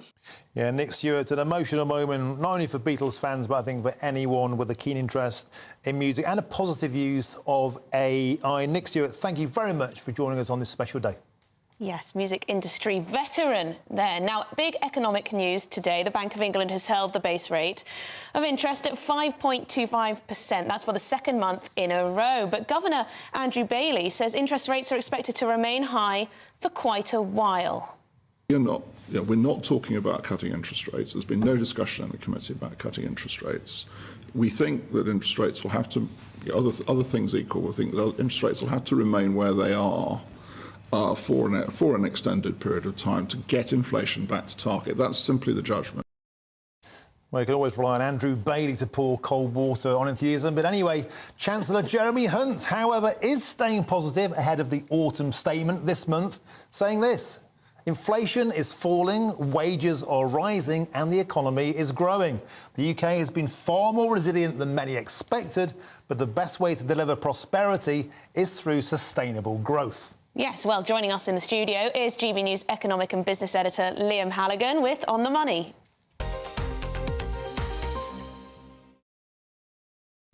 Liam, well, Jeremy Hunt's right there. The best way for prosperity is economic growth, sustainable. It's what everybody wants, because if the economy grows, the pie gets bigger, there's more money to spend, there's more money to go round. Political decisions become easier. But of course, when Liz Truss proposed pro-growth policies, she was shot down in flames. Look, it is quite a big day in the economic calendar, even though nothing's happened, because it's the second month in a row that nothing's happened, which means that interest rates may well have peaked. And as the Governor just intimated there, Andrew Bailey, and as we were saying earlier, it's more likely to be a sort of tabletop mountain peak rather than an alpine peak with a sharp point where as soon as interest rates peak, they start to come down. I think the Governor's right. I don't think interest rates are going to come down for a while. But let's just look at what did happen today, the path of interest rates on this graphic here. You can see that back in 2017, interest rates were very, very low, below 1%. You then had the COVID pandemic. They went down to 1/4%, the lowest in our history. Then you had those 14 successive rate rises as inflation surged to a 40-year high. And today we've held at 5.25%, the same as we did last month. A lot of savers will be frustrated that interest rates haven't gone up, but a lot of people with mortgages will be happy that rates aren't going to increase anymore, at least for now, as far as we know. When you look at that graph and you see that COVID lockdown, chucked in there, and then the bedlam since, it's almost like the two things are related. Do you think we've got the COVID inquiry at the moment, they're all flinging mud around about who said what and who done it, but actually, is the inheritance of that period the huge spending, the quantitative easing? Are we now paying the price for printing that much money and we're all getting hammered on inflation, hammered on interest rates, and actually it's all the Bank of England and the government's fault? Let's be clear, Martin, the COVID lockdown was a much, much bigger blow to the British economy and the global economy than the 2008 financial crisis. It was twice as deep. The economy contracted twice as much during the COVID lockdown than it did during the 2008 financial crisis, which at the time was the biggest economic disaster since the Wall Street crash and the Great Depression in the late 20s and the early 1930s. And central banks around the world, they ignored warnings from some of us that after lockdown finished, there'd be a big surge in inflation. Why? Because you had all these factories around the world shuttered, and suddenly lockdown was unleashed. You had a wall of demand hitting a fixed supply, so prices went to the moon. Don't forget, even before the war in Ukraine, by January 2022, UK inflation was already at a 30-year high. Then, of course, the energy price implications of that war in Ukraine pushed inflation up a bit more. So I do think a lot of the central bankers have got it not just wrong, but woefully wrong. And I think it's really disappointing. The COVID inquiry, as you say, it's all about finger-pointing and WhatsApp messages, rather than the answers to the questions that the public wants. Were we right to lock down? Was Sweden right to not lock down? What do we do next time? And how do we make the collateral damage less? Because, of course, the collateral damage in terms of the economy, mental health, other health conditions, when the NHS focused only on COVID, was absolutely huge. I know, Liam, and the focus on the language used, it's on infantile. WhatsApp messages, It's and the infantile. potential that maybe some senior members of staff spoke down to a few women in the team. I mean, seriously, we locked down the country on and off for 2 years. Is that really what we should be focusing on? Anyway, one more question for you. You can get out your crystal ball. When will interest rates come down then? When will we see them come down? Because a lot of people on variable mortgage rates and those who are coming to the end of their fixed rates might want to know that. Indeed, and a lot of people also who have personal loans or businesses that are taking on debt. Most business debt is variable rate, not fixed rate like most mortgages are. It's difficult to say, but I do think interest rates are going to stay where they are probably for the rest of the year, because the Bank of England will want to be seen to really squeeze inflation out of the system. It may then be fortuitous for the Tories if interest rates do start falling in the first half of 2024, if they want to call an election in May 24 or even October 2024. But I should put in a caveat there, Emily. I'm saying that inflation will come down now at 6.2%. It's still 3 times the Bank of England's 2% target. But there's a caveat there. It may be that we have a big geopolitical deterioration. It may be that this trouble that we've got in the Middle East spirals. Of course, the Middle East is the major oil-producing region of the world. It may be that the Russians, in their ongoing negotiations with the Western world to not be pushed around, constrain their gas exports, which are still massive and are helping to control global gas prices. So there are a lot of potential geopolitical and energy whiz-bangs that could be unleashed. And if they are unleashed, then inflation is likely to spike again and the Bank of England will feel forced to raise interest rates again. I'm not saying that's going to happen. I'm not even saying that's my kind of central scenario. But it is definitely a possibility. And anybody who disregards that possibility, I think, is being naive. OK, Liam Halligan, thank you, as ever, on the money. Well, it depends on geopolitics, eh? Well, potentially. Doesn't the world always? Moving on now.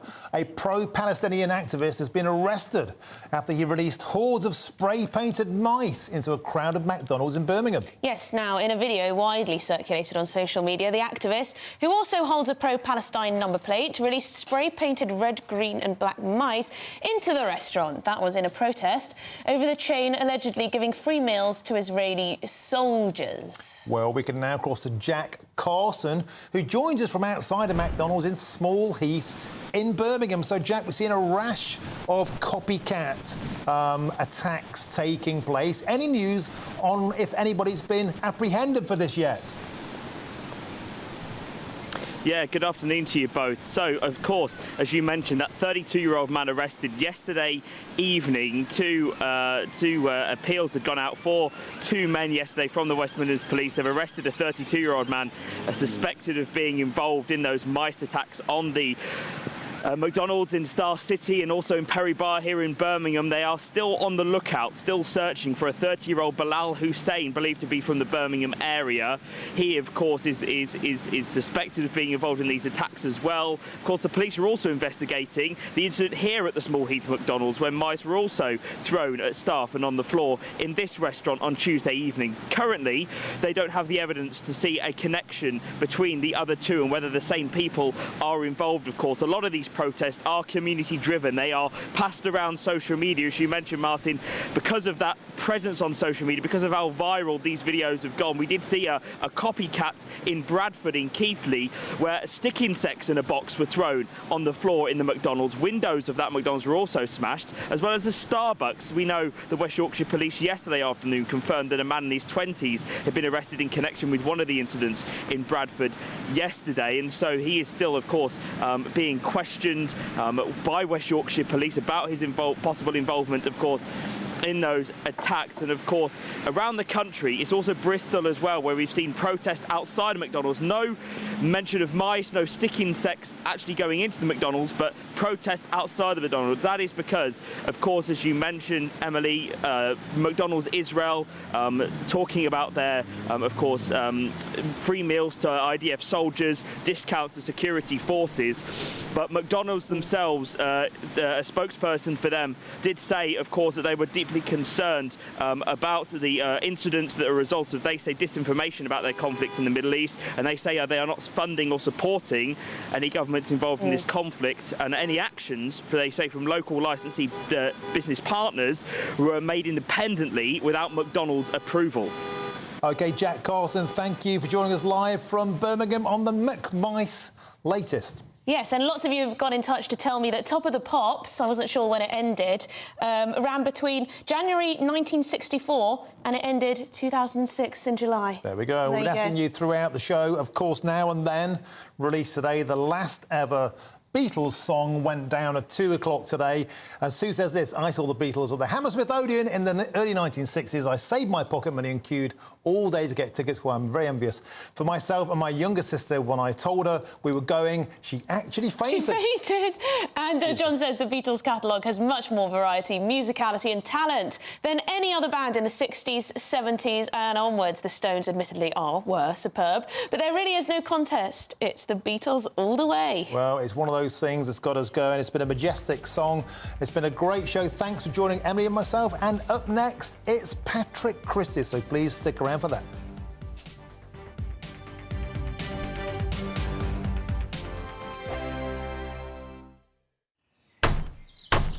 Who is it? We're here for the show.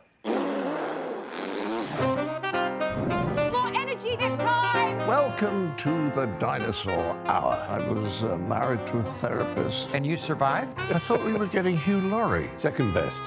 Bellissima. You interviewed Saddam Hussein. What's that like? I was terrified. I'm playing strip poker with these three. Oh! No, thank you. My CDs need to be put in alphabetical order. Are you going to be problematic again? The Dinosaur Hour. Sundays at 9 on GB News. What you get for breakfast is something that, if we do our jobs right, you will wake up to news that you didn't know the night before. It's a conversation. It's not just me and Eamon. We want to get to know you, and we want you to get to know us.